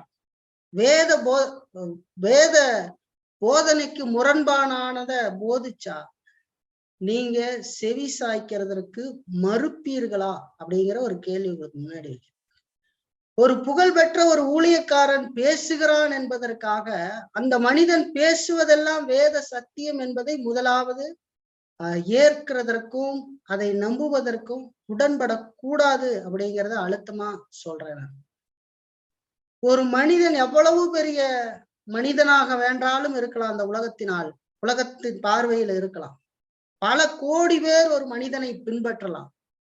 ஆனால் அந்த மனிதன் தேவனுக்கு எதிராக போதிப்பானால் அதை உடனடியாக மறுத்து அது தவறு என்பதை சொல்லுவதற்கு ஆயத்தமாக இருக்க வேண்டியது அவசியம். ஐயையோ, இத்தனை பேர் பின்பற்றுகிறார்களே, இல்ல லட்சக்கணக்குல போறாங்களே இல்லைங்களா? உதாரணத்துக்கு ஒரு மனிதரை சொல்ற, தைரியமாவே சொல்லுகிறேன். உலகத்திலேயே மிகப்பெரிய சபையை வைத்திருக்கிற ஒரு சபைக்கு சொந்தக்காரர் பால்யாங்கிச்சோ என்கிற கொரியா தேசத்தை சேர்ந்தவர். அவர் இறந்துட்டார் சமீபத்துல. அந்த மனிதர் ஒரு மோசமான போதனையை செய்து கொண்டிருந்த மனிதர், கடவுளை வேதத்துக்கு எதிரான பல போதனைகளை செய்த மனிதர். அப்போ அவரை நாம் இத்தனை பேர் அவரிடத்துல போறாங்க, அவங்க சபைக்கு போறாங்க, அவரோட தேவனுடைய ஊழியக்காரரா இல்லாதிருந்தால் போவார்களா அப்படிங்கிற இந்த மாதிரியான பைத்தியகாரத்தனமான சிந்தைகளை முதல்ல தகர்த்தெறிய வேண்டியது அவசியம். ஏன்னா வேதம் போதிக்காத ஒரு விஷயத்தை எந்த மனிதன் ஒருவன் போதித்தாலும் அதை முகமுகமாய் எதிர்த்து நிற்க வேண்டியது அவசியம், அதை மறுக்க வேண்டியது அவசியம் என்று சொல்லி பார்க்கிறோம். அப்ப நல்லா தெரிந்து கொள்ள வேண்டியது அவசியம். பாருங்க, 2 கொரிந்தியர் புத்தகத்தை எடுத்துக்கோங்க. 2 கொரிந்தியர் 11ஆம் அதிகாரம் 13 வசனத்தை நான் உங்களுக்கு வாசிக்கிறேன். அப்படிப்பட்டவர்கள் கள்ள அப்போஸ்தலர்கள், கபடமுள்ள வேலையாட்கள், கிறிஸ்துவனுடைய அப்போஸ்தலரின் வேஷத்தை தரித்து கொண்டவர்களாய் இருக்கிறார்கள். அது ஆச்சரியம் அல்ல, சாத்தானும் ஒளியின் தூதனுடைய வேஷத்தை தரித்து கொள்ளுவானே. ஆகையால் அவனுடைய ஊழியக்காரரும் நீதியின் ஊழியக்காரருடைய வேஷத்தை தரித்து கொண்டால் அது ஆச்சரியம் அல்லவே. அவர்கள் முடிவு அவர்கள் கிரியைகளுக்கு தக்கதா இருக்கும் என்று சொல்லி சொல்லுகிறத பார்க்கிறோம். சாத்தானும் ஒளியின் தூதனுடைய வேஷத்தை தரித்து கொள்ளுவானே. தெரிந்து கொள்ள வேண்டும். பிசாசும் நல்லவனை போல நாடகம் ஆடுவான் இல்லைங்களா? கள்ள வேலையாட்களும் இந்த உலகத்துல கடவுளுக்கு எதிராக, அவருடைய வேதத்துக்கு எதிராக, அவருக்கு எதிராக இருக்கிற மனிதனும் தன்னை தேவ பிள்ளையாக காட்டி, தன்னை நல்லவனை போல காட்டி, மற்றவர்கள் மேல் இரக்கமுள்ளவனை போல காட்டி, கடவுளுக்கு மிக நெருக்கமானவனை போல கண்ணீர் வடித்து கதறி தனக்கான ஒரு கூட்டத்தை சேர்த்து கொள்ள பாப்பானே ஒழிய அந்த மனிதன் கடவுளுக்கு நேராக மனிதர்களை திருப்ப மாட்டான் இல்லைங்களா? அதான் இங்க சொல்லுது, அவனுடைய ஊழியக்காரரும் நீதியின் ஊழியக்காரருடைய வேஷத்தை தரித்து கொண்டால் அது ஆச்சரியம் அல்லவே அப்படின்னு சொல்றத பார்க்கணும். இப்ப பவுல் ரொம்ப காட்டமா ஒரு வார்த்தைங்க பயன்படுத்துறாரு கலாத்தியர். நாங்களாவது வானத்திலிருந்து வருகிற ஒரு தூதனாவது வேறொரு சுவிசேஷத்தை உங்களுக்கு பிரசங்கித்தால் அவன் சபிக்கப்பட்டவனாய் இருக்க கடவான்னு சொல்றாரு சரிங்களா? அப்ப பாருங்க, நாம இடைவிடாமல் கேட்க வேண்டிய ஒரு கேள்வி இருக்கு, எப்போதும் கேட்டுக்கொண்டே இருக்க வேண்டிய ஒரு கேள்வி இருக்கு. அது என்னன்னா, யாரு ஒருவர் போதித்தாலும் சரி இல்லைங்களா, இது திருமறையின் விசுவாச கோட்பாட்டிற்கு இசைவான மெய்போதனை தானா அப்படிங்கிற ஒரு கேள்வியை கேட்டுக்கொள்ள வேண்டியது அவசியம். எந்த பிரசங்கத்தை கேட்டாலும் இது வேதாகமத்தினுடைய விசுவாச கோட்பாட்டிற்கு இசைவான மெய்யான போதனை தானா, இது அதுதான் சொல்லுதா அப்படிங்கிற கேள்வியை நம்மில் கேட்டுக்கொள்ள வேண்டியது அவசியம் சரிங்களா? ஏன் நம்ம சபை 1689 விசுவாச அறிக்கையை ஏற்றிருக்கிறது? அது வேத சத்தியத்தை ஒருங்கிணைத்து கொடுக்குது. அதுக்கு மாறான ஒரு போதனையை கொடுத்தால் அதை ஏற்கவே கூடாது இல்லைங்க? அதாவது அந்த விசுவாச கோட்பாட்டிற்கு வேத சத்தியத்துக்கு மாறாய் ஒருவன் பேசுவானால் அதை ஏற்க கூடாதுன்னு சொல்லி பார்க்கணும். இப்ப கலாத்தியர்ல இங்க சொல்லப்படுகிறது, அவன் சபிக்கப்பட்டவனாக இருப்பான் என்று சொல்லி சொல்றான். கலாத்தியருக்கு பாருங்க, இந்த கலாத்தியர்ல சொல்லுது, அப்படி இருக்கிறவன் சபிக்கப்பட்டவனா இருக்க கடவான் என்று சொல்லி சொல்றத நாம் பார்க்கிறோம். 8-9 வசனத்துல 2 முறை கள்ளப்போதனையை எதிர்த்து பவுல் கடுமையாக பேசுகிறத பார்க்கிறோம். இதே வார்த்தையை 2 முறை 8ஆம் வசனத்தையும் 9ஆம் வசனத்திலையும் அவன் சபிக்கப்பட்டவனா இருக்க கடவான் என்கிற வார்த்தையை சொல்லுகிறத நம்ம பார்க்கிறோம். அப்ப அந்த விதமா பவுல் பேசுவதிலிருந்து வேத சத்தியம் அல்லாததை கற்றுக் கொடுப்பது எத்தனை ஆபத்து என்பதை நமக்கு காட்டுகிறது. ரொம்ப கவனமா இருக்கணும். கடவுளுடைய வார்த்தையை பேசுறேன் நானு, கடவுளுடைய வார்த்தையை நான் சொல்றேன் அப்படின்னு சொல்லிக்கிட்டு வேதத்துல இல்லாதது துணிகரமாய் போய் பேசுகிறது, பயமே இல்லாமல் அதை செய்கிறது, ஏனோ தானோ என்று செய்கிறது. 2 பேர் இருந்தாலும் 5 பேர் இருந்தாலும் அது கடவுளுடைய வார்த்தை பேசுகிறேன்னு பயபக்தி இல்லாம, அதை சரியாய் சிந்திக்காமல், ஆராயாமல், அதை உணராமல், அழுத்தம் திருத்தமாக அதை கற்று நிச்சயிக்காமல் பேசுகிறது எவ்வளவு பெரிய ஆபத்தானது என்கிறத நம்ம பார்க்கிறோம் பவுல் பேசுறதுல இருந்து இல்லைங்களா? சிஹெச் ஸ்பர்ஜன் சொல்லுகிற பொழுது அதை சொல்லுகிறார், பிரசங்கத்தை கேட்டு மனம் திரும்பாதவனுடைய முடிவே பயங்கரமா இருக்குன்னா, மனம் திரும்பாம பிரசங்கிக்கிறவனுடைய முடிவு எப்படி இருக்கும் என்று சிந்தித்து பாருங்கள் என்று சொல்லி. கடவுளுடைய வார்த்தை பேசுறது ரொம்ப கவனம், சொந்த வார்த்தை இல்லை இல்லைங்களா? அப்ப வேத சத்தியம் அல்லாததை போதிப்பவர்கள் மேல கடவுளுடைய சாபம் தங்கும் என்று சொல்லி இங்கே பவுல் சொல்றத பாக்குறோம். இயேசு கிறிஸ்துவும் அதை அங்க சொல்லி இருக்கிறத மத்தேயில நம்ம பார்க்க முடியும். பாருங்க, மத்தேயு எழுதின சுவிசேஷம் 7ஆம் அதிகாரம் 22ஆம் வசனமும் 23ஆம் வசனமும் பாருங்க. அந்நாட்களில் அநேகர் என்னை நோக்கி, கர்த்தாவே கர்த்தாவே, உமது நாமத்தினால் தீர்க்க தரிசனம் உரைத்தோம் அல்லவா, உமது நாமத்தினாலே பிசாசுகளை துரத்தினோம் அல்லவா, உமது நாமத்தினாலே அநேக அற்புதங்களை செய்தோம் அல்லவா என்பார்கள். அப்பொழுது நான், ஒரு காலம் உங்களை அறியவில்லை, அக்கிரம செய்கைக்காரரே, என்னை விட்டு அகன்று போங்கள் என்று அவர்களுக்கு சொல்லுவேன் என்று சொல்லி சொல்றத பார்க்க. அதே மாதிரி மத்தேயு 15ஆம் அதிகாரத்துல பாருங்க, மத்தேயு 15ஆம் அதிகாரத்துல 13-14 பாருங்க. அவர் பிரதியுத்தரமாக, என் பரமபிதா நடாத நாற்றெல்லாம் வேரோடு புடுங்கப்படும், அவர்களை விட்டு விடுங்கள், அவர்கள் குருடருக்கு வழிகாட்டுகிற குருடராய் இருக்கிறார்கள், குருடனுக்கு குருடன் வழிகாட்டினால் இருவரும் குழியிலே விழுவார்களே என்றார் என்று சொல்லி பார்க்கிறோம். கள்ள வேலையாட்களை குறித்து இயேசு கிறிஸ்து சொல்றார். அவன் குருடனுக்கு குருடன், இந்த மனிதன் ஒரு குருடன், குருடனுக்கு குருடன் வழிகாட்டினா குழியிலேயே விழுவாங்களே அப்படின்னு சொல்லி சொல்றார். அப்ப இங்க பவுல் கலாத்தியருக்கு எழுதும் போது அந்த வார்த்தையை 2 தடவை பயன்படுத்துகிறார். இதை நாம ரொம்ப கவனமா பார்க்கணும். சபிக்கப்பட கடவான இது விளையாட்டு அல்ல. அது கடவுளுக்கு எதிராக அவருடைய வார்த்தையை நாம் பேசி விடுகிற அபாயத்திலிருந்து நம்மை நாம் கிறிஸ்துவுக்குள்ளாக தற்காத்து கொள்ள வேண்டியது அவசியம். இப்ப பாருங்க, நம்ம இங்க நல்லா தெரிஞ்சுக்கணும். பவுல் 2 தடவை சாபத்தை சொல்றாரு. 8ஆம் வசனத்துல ஒருபோதும் நிகழாதத கருத்துல கொள்றாரு. 9ஆம் வசனத்துல நடந்து கொண்டிருக்கிறத பவுல் பேசுறார். 2 விஷயத்துல அந்த சாபத்தை குறித்து பேசுகிற பொழுது 8ஆம் வசனத்துல ஒருபோதும் நிகழாத கருத்தை சொல்றாரு. இதுவரைக்கும் அது நடக்கல. அதாவது பவுலோ தேவதூதர்களோ தவறான செய்தியை பிரசங்கிக்க மாட்டார்கள் என்று சொல்லி பாக்குறோம். அது நடக்காத ஒரு விஷயம். அதையும் சொல்றாரு. அப்படி நடந்ததுன்னா அவன் சபிக்கப்படுவான்னு சொல்லி அது நடக்காத விஷயம்.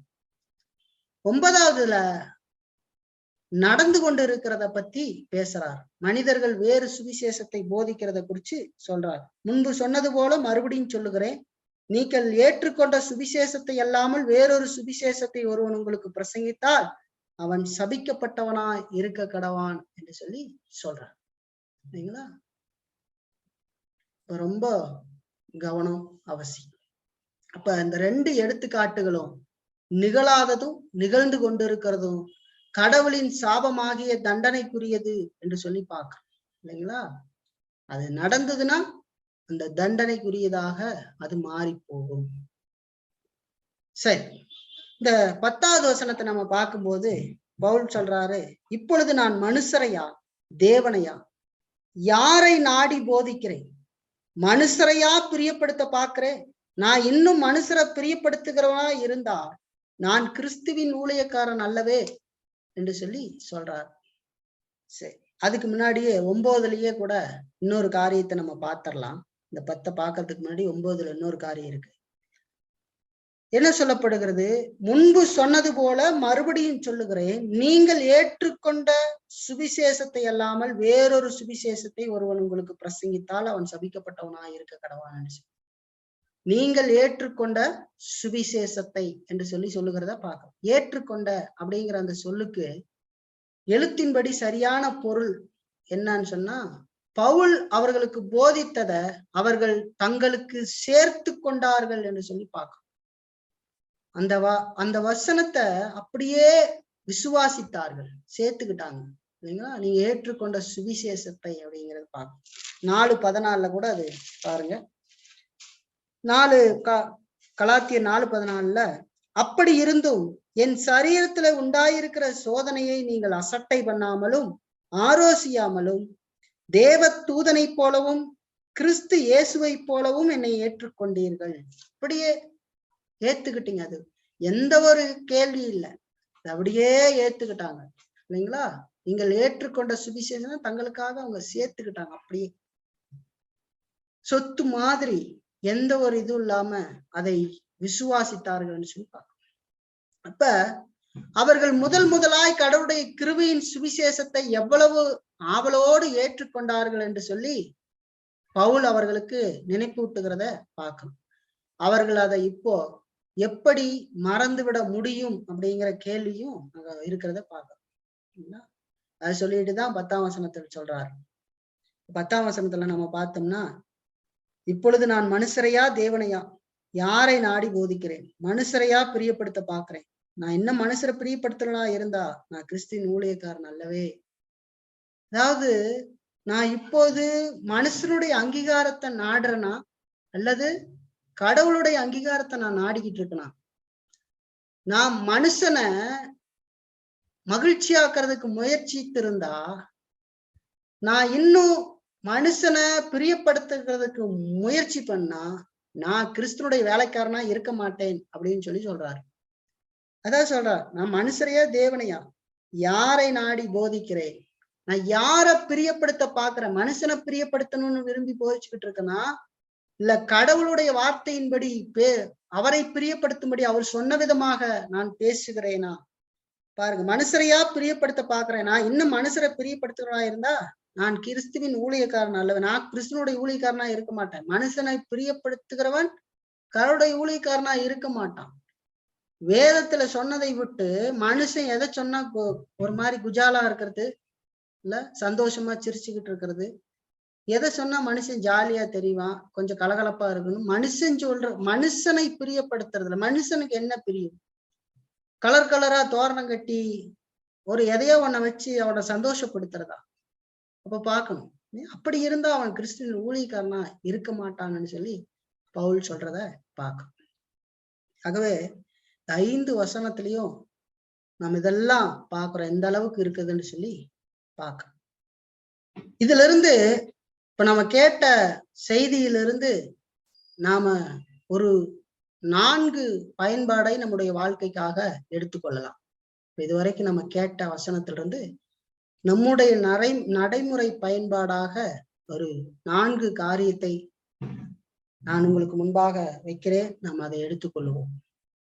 இன்றைக்கு கிறிஸ்துவத்துல ஏராளமான பிரசங்கிகளும் போதகர்களும் இருக்கிறத நம்ம பார்க்கிறோம். கிறிஸ்துவ சபை பிரிவுகள் பல இருக்கிறதை நாம் பார்க்கிறோம். அது மட்டுமல்ல, உலகத்துல பல சமய நெறிகளும் இருக்கிறது. பல மதங்கள்ல சமய நெறிகள் இருக்கு, நல்ல காரியங்கள் இருக்கிறது. பல தத்துவ கோட்பாடுகளும் இருக்கிறது இல்லைங்களா? சைவ சித்தாந்தம் பேசுகிறார்கள், கடவுள் மறுப்பாளர்கள் நாத்திகம் பேசுகிறார்கள், கம்யூனிசம் பேசுகிறார்கள், தத்துவ கோட்பாடுகள் எல்லாம் இருக்குது. ஆனா உண்மையான சுவிசேஷம் ஒன்று மட்டும்தான் இருக்கிறது அப்படிங்கிறத நாம் நினைவில் கொள்ள வேண்டும் இல்லைங்களா?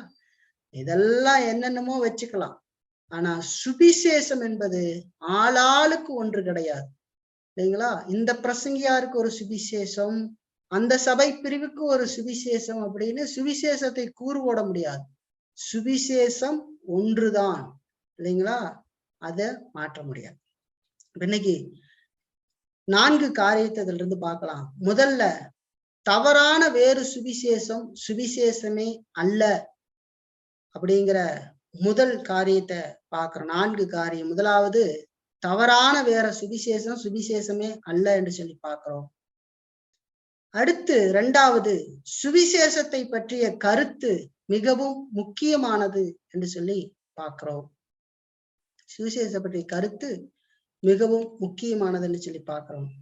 3வது, பொய்யான சுவிசேஷம் இவ்வளவு பாவமாக கருதப்படுவதற்கான காரணம் என்ன அப்படின்னு பார்க்க போறோம். பொய்யான சுவிசேஷம் இவ்வளவு பாவமாக கருதப்படுவதற்கான காரணம் என்ன அப்படின்னு பார்க்க போறோம்.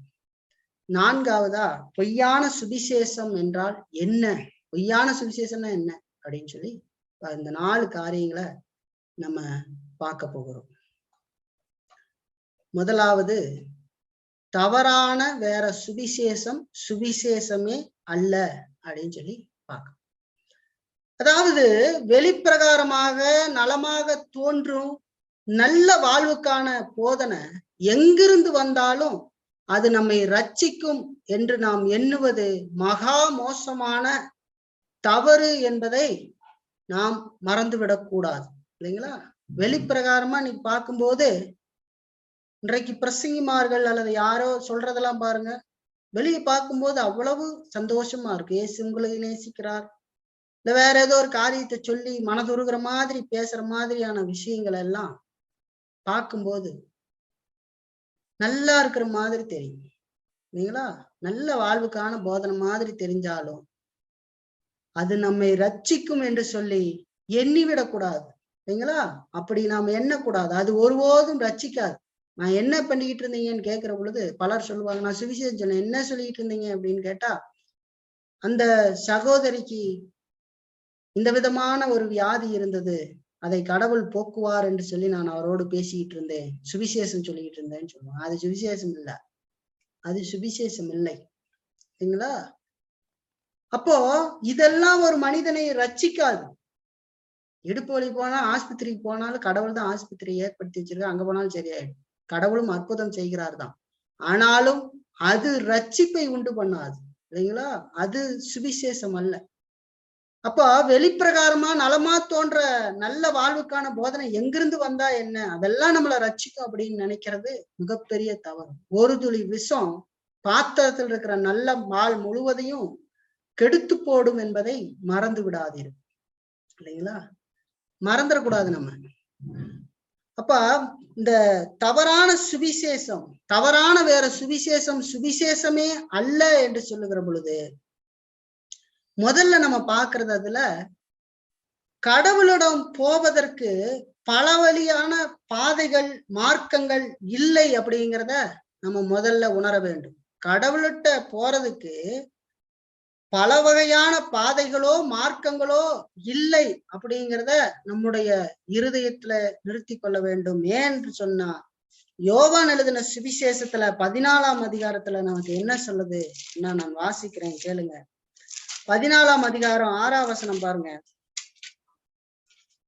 அதற்கு இயேசு, நானே வழியும் சத்தியமும் ஜீவனுமாயிருக்கிறேன், என்னை அல்லாமல் ஒருவனும் பிதாவினிடத்தில் வரான் என்று சொல்லுகிறத பாக்குறோம். கடவுளிடத்துல போவதற்கு பல வகையான பாதைகள் மார்க்கங்கள் இல்லை என்பதை முதலாவது நம்ம உறுதிப்படுத்திக் கொள்ள வேண்டியது அவசியம். இரண்டாவது, உண்மையான இந்த ஒரே சுவிசேஷம் மாறுகின்ற காலங்களுக்கு ஏற்றபடி மாறுவதில்லை அப்படிங்கிறத நாம் நம்முடைய நினைவில் நிறுத்தி கொள்ள வேண்டியது அவசியம். இந்த உண்மையான இந்த ஒரே சுவிசேஷம், காலம் மாறுது பாருங்க, காலத்துக்கு ஏத்த மாதிரி இந்த சுவிசேஷத்தை நாம் மாத்தி எல்லாம் சொல்ல முடியாது. அப்படி சொன்னா கேட்க மாட்டாங்க, நாம இப்படி சொல்லுவோம் அப்படின்னு மாத்தறக்கு பாக்குறாங்க இல்லையா? அது காலத்துக்கு ஏற்றார் போல இந்த சுவிசேஷம் மாறாது அப்படிங்கிறத ஞாபகத்தில் வைத்துக் கொள்ள வேண்டியது அவசியம். மூன்றாவது, உண்மையான சுவிசேஷம் பல மத நீதி போதனைகளுடைய கலவை அல்ல, இல்லைங்களா? பல மதத்துல இருக்கிற நீதியான போதனுடைய ஒரு கலவை அல்ல உண்மையான சுவிசேஷம். கலாத்திய நாட்டு சபைகளை கலங்க பண்ணின கள்ள போதகர்கள் என்ன பண்ணாங்க? யூத மதத்தையும் கிறிஸ்துவ மார்க்கத்தையும் ஒன்றோடு ஒன்றாக கலக்க பார்த்தார்கள் என்று சொல்லி நாம் பார்க்கிறோம். இன்றைய காலத்திலும் நீங்க நல்லா தெரிஞ்சுக்கணும், திருக்குறள் பைபிள் வசனத்தை சொல்லுது, இந்த வேதங்கள்ல இயேசுவை பத்தி நாம படிக்கிறோம், குரான்ல இயேசுவை சொல்லுது, அதுல இருந்து நற்செய்தி வருது அப்படின்னு யாராவது ஒரு மனிதன் சொல்லி கொண்டு வருகிறான்னு சொன்னால் அவன் வேதத்தை ஒருபோதும் அறியாதவனும் வேதத்துக்கு எதிரானவனும் தேவனுடைய ஆவியினாலே அருளப்பட்ட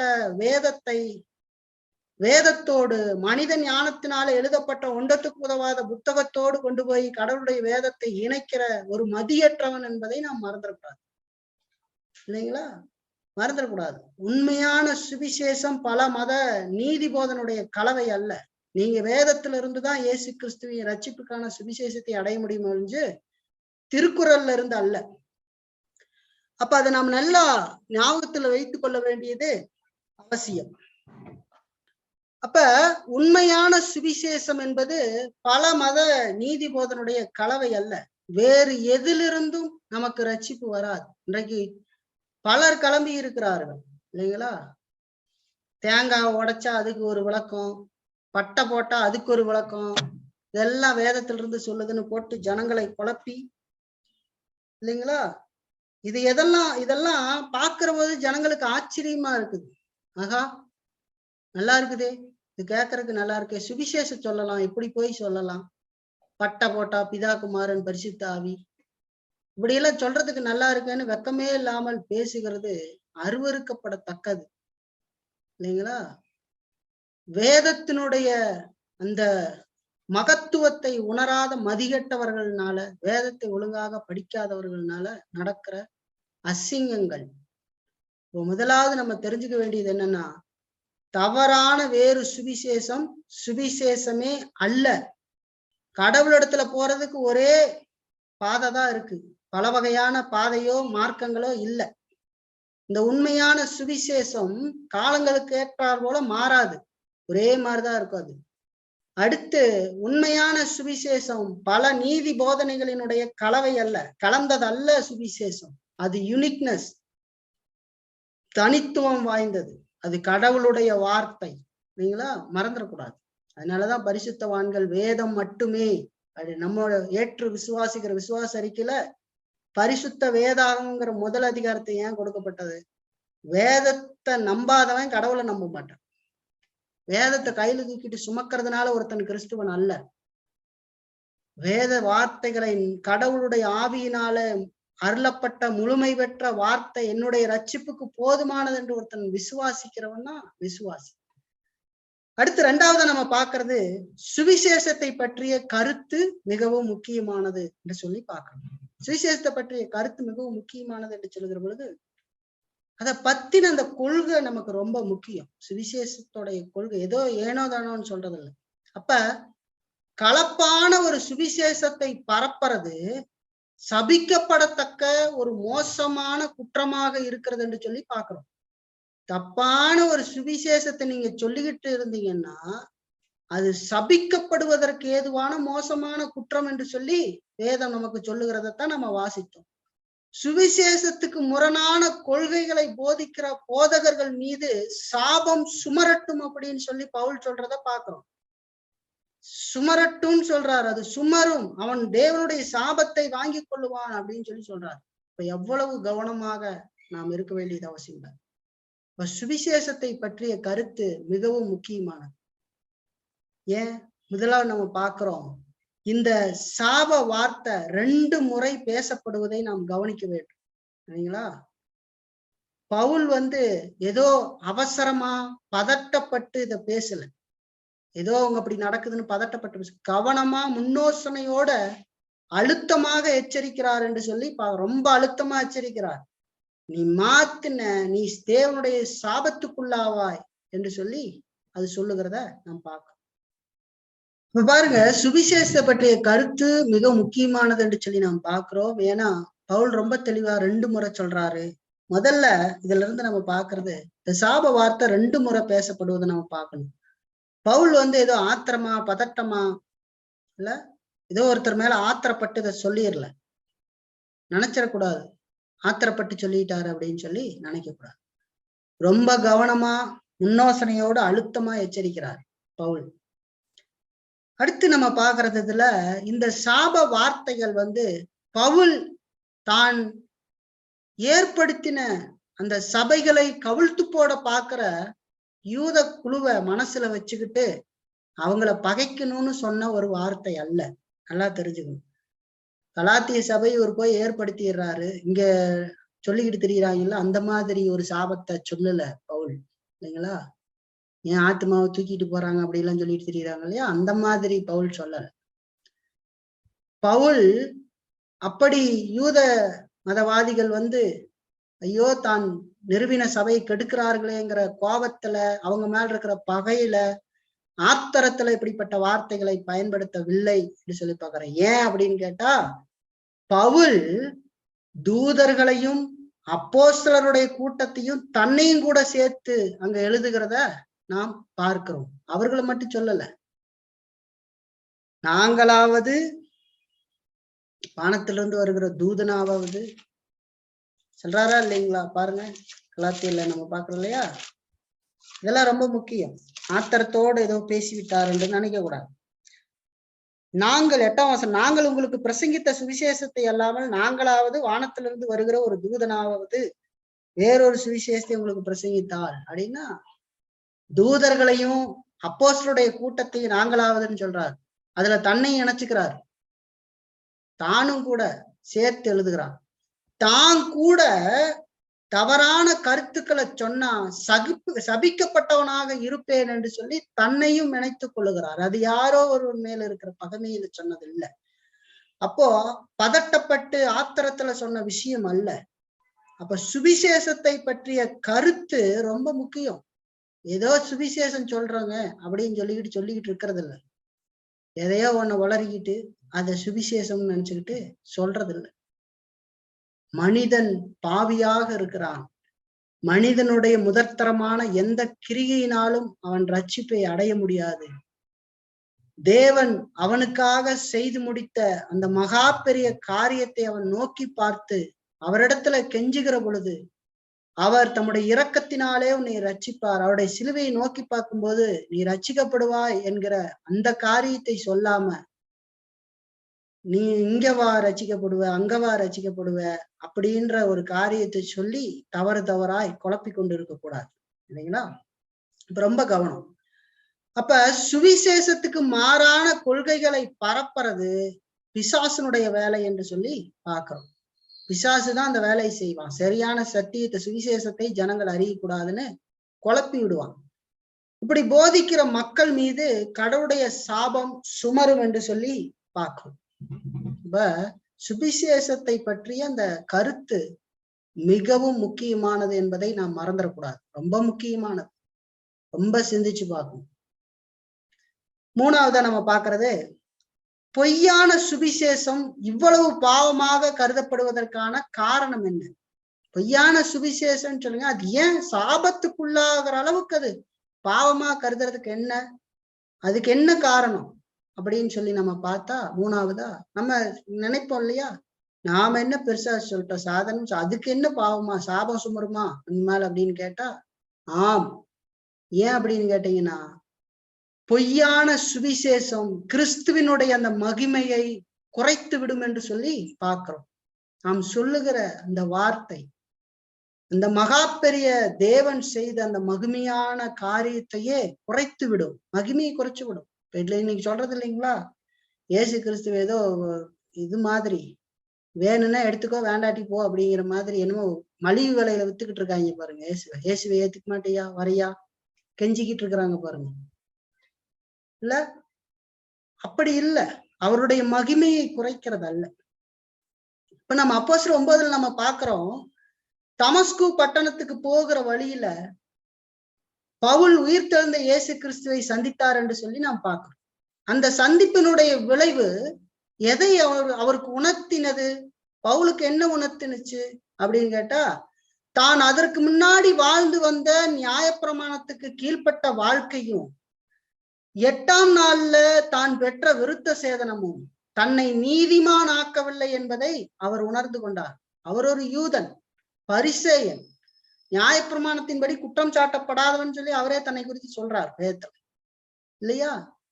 இப்படி இருக்கிறவர் அதனால் நீதிமான் ஆகவில்லை என்பதை கடவுள் சந்தித்த உயிர்த்தெழுந்த இயேசு கிறிஸ்துவை சந்தித்த உடனேயே அறிந்து கொண்டார். அப்ப தான் நீதிமானாக்கப்பட்டது இயேசு கிறிஸ்துவினாலே அல்லாமல் நியாயப்பிரமாண செயல்களினால அல்ல அப்படிங்கிறத உணர்த்தார். அவர், நான் செஞ்ச எதுனாலையும் ரட்சிக்கப்படல, கிறிஸ்துவனுடைய நீதியினாலதான் நான் ரட்சிக்கப்பட்டிருக்கிறேன் அப்படின்னு சொல்லி உணர்ந்தார். அப்போ கிறிஸ்துவோடு இணைக்கப்படுவதனாலேயே ஒரு மனிதன் உண்மையான கிறிஸ்துவர் ஆகிறார். தான் செய்கிற எந்த கிரியினாலும் ஒரு மனிதன் கிறிஸ்துவன் ஆக மாட்டான். கிறிஸ்துவோடு இணைகிறதுனால, அவருடைய சிலுவை மரணத்தை நோக்கி பார்க்கிறதுனால, தன்னை தகுதியற்றவனாக உணர்ந்து என்னை தகுதிப்படுத்தும் ஆண்டவரேன்னு ஆண்டவர்கிட்ட கெஞ்சறதுனாலதான் அவன் கிறிஸ்துவன் ஆக முடியும், அவருடைய ரட்சிப்புக்காக கேட்கறதுனால. அப்ப இதற்கு மாறான போதனைகள் எல்லாமே கிறிஸ்துவனுடைய அந்த மீட்பின் அந்த தனிப்பெரும் சிறப்பான காரியங்களை குறைக்கிறதா இருக்கு. அந்த யூனிக்னஸ குறைச்சிரும், அந்த மகிமைய குறைச்சிரும். அதே நேரம் நம்மை அழைத்த கடவுளை விட்டு நம்மை திருப்பவும் செய்து விடும் என்று சொல்லி பார்க்கிறோம். அது திருப்பவும் செஞ்சிடும். அதனாலதான் 6வது வசனத்துல பவுல் சொல்றார், உங்களை கிறிஸ்துவின் கிருபையினால அழைத்தவரை நீங்கள் இவ்வளவு சீக்கிரமா விட்டு வேறொரு சுவிசேஷத்துக்கு திரும்புகிறதை பற்றி நான் ஆச்சரியப்படுறேன் அப்படின்னு. அது நம்மள என்ன பண்றது, ஒரு அசால்ட்னஸான விஷயம் இல்லை. அது இது கிறிஸ்துவனுடைய மகிமையை குறைக்கும், நம்மையும் கடவுளை விட்டு திருப்பி விடும் என்று சொல்லி பார்க்கிறோம். அப்போ பொய்யான சுவிசேஷம் அதை கேட்கிற மக்களை தவறான வழியில அலைய செய்யும். சுத்திக்கிட்டே இருக்க வேண்டியதுதான், எங்கேயாவது சரியான பிடிமானமே இருக்காது. அவன் எதுக்கு வாழ்றா என்னன்னே தெரியாது. எடுத்த உடனே உன் பக்கத்து வீட்டுக்கார உனக்கு பிரச்சனையா இருக்கிறானா, அதா இருக்கிறானா, இதா இருக்கிறானா, கடவுள் உன்னை காண்கிறாரு, உன் இருதயத்தை காண்றாரு, இதையேதான் பேசுவான். அந்த மனிதன் வேற என்னவுமே தெரியாது. உன்னை எல்லாத்து முன்னாடி தலை நிமிர்ந்து நிக்க வைக்குவாரு, உனக்கு வெக்கப்பட்ட இடத்துல எல்லாம் நீ தலையை உயர்த்திக்கிட்டு நிற்ப. உயர்த்தி நின்று என்ன பண்றது? உயர்த்தி நின்று என்ன பண்றது? எதையா ஒன்ன பேசிக்கிட்டு இருக்கிறது. அலைவார்கள் மக்கள். பொய்யான சுவிசேஷத்தை கேட்கிற பொழுது தவறான வழியில அலைந்து திரிவார்கள். அதை அலைய செய்து விடும். எங்க போறோம், எதுக்கு போறோம், என்ன பண்ணிக்கிட்டு இருக்கிறோம்னே தெரியாது. அப்படிதான் இருப்பாங்க. அப்ப உண்மையான அந்த நித்திய வாழ்வுக்கு போகும் வழியை நாம் மக்களுக்கு காட்டாத பட்சத்துல அவர்கள் நரகத்துக்கு போகும் வழியில சேருகிறவர்களா, அவர்களை நரகத்துக்கு போற வழியில சேர்க்கிறவங்களா நம்ம மாறிடும் இல்லைங்களா? பரலோகத்துக்கு போற அந்த நித்திய வாழ்வுக்கு நேராக போற அந்த வழிய மக்களுக்கு காட்டாம, இயேசு கிறிஸ்துவை காட்டாம, கடவுளுடைய கிருபையினால உண்டாகிற மீட்பை காட்டாம நம்ம எதையோ ஒண்ண சொல்லுவோம்னா அவங்கள நரகத்துக்கு போகிற வழியில சேர்க்கிறவர்களாக இருப்போம். நரகத்துக்கு போறதுக்கு தான் போய்கிட்டு இருக்காங்க ஆல்ரெடி மக்கள். அப்ப நல்ல வழியை காட்டாம நான் என்ன சொல்லிக்கிட்டு இருக்கேன்? வேற ஒன்ன சொல்லி அவனை அதே பாதையெல்லாம் நடத்த வச்சுக்கிட்டு இருக்கேன் அர்த்தம். அப்படி செய்கிறத காட்டிலும் தீமையான பாவம் ஏதாவது இருக்குதான்னு நீங்க பாத்துக்கணும். சுவிசேஷ சொல்றேன்னு அவனை நரகத்தின் பாதையில் நகர்த்திக்கிட்டு இருக்கிறது. அவன் ஏற்கனவே போயிட்டு இருக்கிறவனை தட்டி கொடுத்து அங்கேயே போன்னு சொல்றது. பண ஆசை, அதை பண்ணு இதை பண்ணு, கடவுள் உன்னை ஆசீர்வதிச்சுக்கிட்டு இருக்கிறாரு, பாவத்தை உணர்த்துறதுக்கு ஒண்ணும் கிடையாது, ஒண்ணும் கிடையாது. சரி, கடைசி ஒரு காரியத்தை பார்த்து முடிச்சிடலாம். டைம் ரொம்ப ஆயிடுச்சு. கடைசியா நம்ம பாக்குறது பொய்யான சுவிசேஷம் அப்படின்னா என்ன? பொய்யான சுவிசேஷம்னா என்ன? நல்லா ஞாபகத்தை வச்சுக்கணும். பொய்யான சுவிசேஷம், சரியான சுவிசேஷத்தை போற பொய்யான சுவிசேஷம்னா என்ன? அப்போஸ்தலருடைய போதனைக்கு மாறான எந்த போதனையும் பொய்யானதுதான் இல்லைங்களா? அப்போஸ்தலருடைய போதனைக்கு புதிய ஏற்பாட்டுல கொடுக்கப்பட்டிருக்கிறது பாருங்க, அந்த போதனைக்கு மாறானது எல்லாமே பொய்யானதுதான் என்று சொல்லி பார்க்கிறோம். அப்போஸ்தலர் நடவடிக்கைகள்ல நம்ம பார்த்தோம்னா 2ஆம் அதிகாரம் 42ஆம் வசனம் சொல்லுது இல்லைங்களா? அப்போஸ்தலர் 2:42 பார்த்தா, அவர்கள் அப்போஸ்தலருடைய உபதேசத்திலும் அந்யோன்யத்திலும் அப்பம்பிக்குதலும் ஜெபமனுதலும் உறுதியாய் தரித்திருந்தார்கள் சொல்லி முதல் சபையில ரட்சிக்கப்படுகிற பொழுது அங்க 3000 பேருக்கு மேல ரட்சிக்கப்படுறாங்க. அவங்க எல்லாம் சேர்க்கப்படுற பொழுது அவங்க அப்போஸ்தலருடைய உபதேசத்துல நிலைத்திருந்தார்கள் என்று சொல்லி.